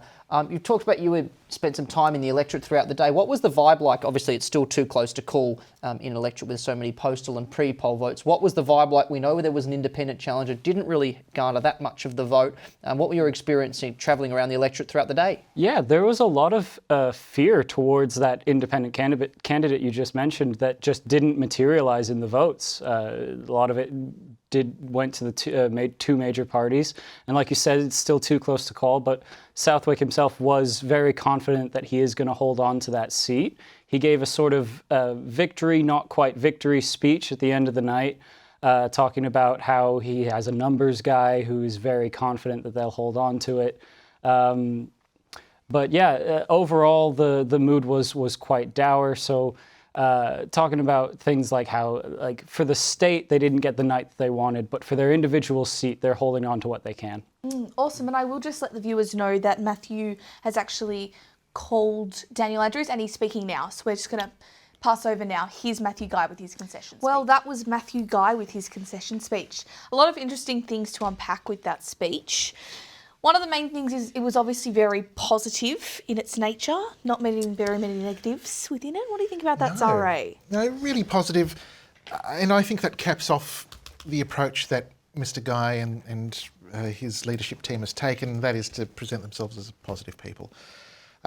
Obviously, the result is nowhere near where they wanted it to be. I thought the comment was very interesting about, on paper at least, having made inroads into the government's majority. It that doesn't really matter. When you don't have the wins, when you don't have the seats falling that you need, it doesn't really matter how you present this. The D word, disastrous, is the result. And I sort of get that, of course, the Liberal Party would be deflated, and I would get that Mr Guy would be very upset. And really, there aren't too many bright spots in this. It is something that will take the Liberal Party a lot of time to recover from, and they cannot do it immediately, I wouldn't think, based on the trend. Last time was pretty bad. This time it's just as bad. Yeah, and one interesting point I heard, you mentioned Georgie Crozier by now. Now, Georgia is the Shadow Health Minister. She's a member for the Southern Metropolitan Region in the Upper House. She's been re-elected alongside David Davis. Interesting that she's mentioned him. Obviously, Upper House, so not a candidate for the leader of the party without shifting down in a by-election in Bulleen, perhaps. But what do you think of that? Possibly. Georgie Crozier was probably one of the most high-profile Liberals that had a bit of a breakout campaign. Up until this campaign, she wasn't a very well-known figure in Victorian politics. I think the focus on healthcare was a really important part of the Liberal Party's argument, and they made that effectively. Georgie Crozier did her best in terms of advancing the cause, but it just didn't resonate. So certainly I think Georgie Crozier will be a valuable part of the Liberal Party's team moving forward, and I would expect her to be in a leadership position more prominently in future. Yeah, we're off topic here, but I'm just looking back at the ABC and the Pakenham gain we gave to the Liberals, suddenly back to ALP ahead. So one of the few gleaming lights we had has gone back the other way. So that's just to let you know that these seats will keep flicking back as more and more of the results come in. I'm looking at a big thing for the Liberal Party is trying to attract women voters back. So women in the leadership. They had Cindy McLeish as deputy leader until she was deposed, along with Michael O'Brien. So perhaps Crozier is someone they're trying to target there. I'm just looking elsewhere in terms of females. They can turn to in terms of.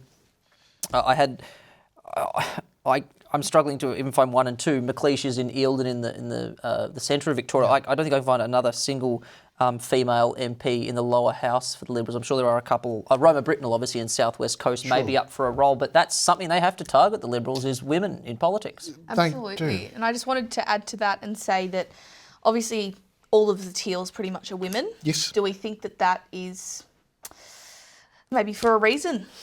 Well, certainly voters are supporting the Teals. Yep. And I think the future of the Liberal Party depends very much on how it performs in those areas, in those inner metropolitan areas, which it did so poorly in. Fantastic. Thank you so much, Zare. That is all for our coverage. Thank you for staying with us on this exciting night. A big thank you to all of our team and to all of the team at Channel 31. Follow us on social media for more information and additional content. And thank you to our EP, Alicia McMillan, for her leadership. Good night from all of us. Good night. Good night.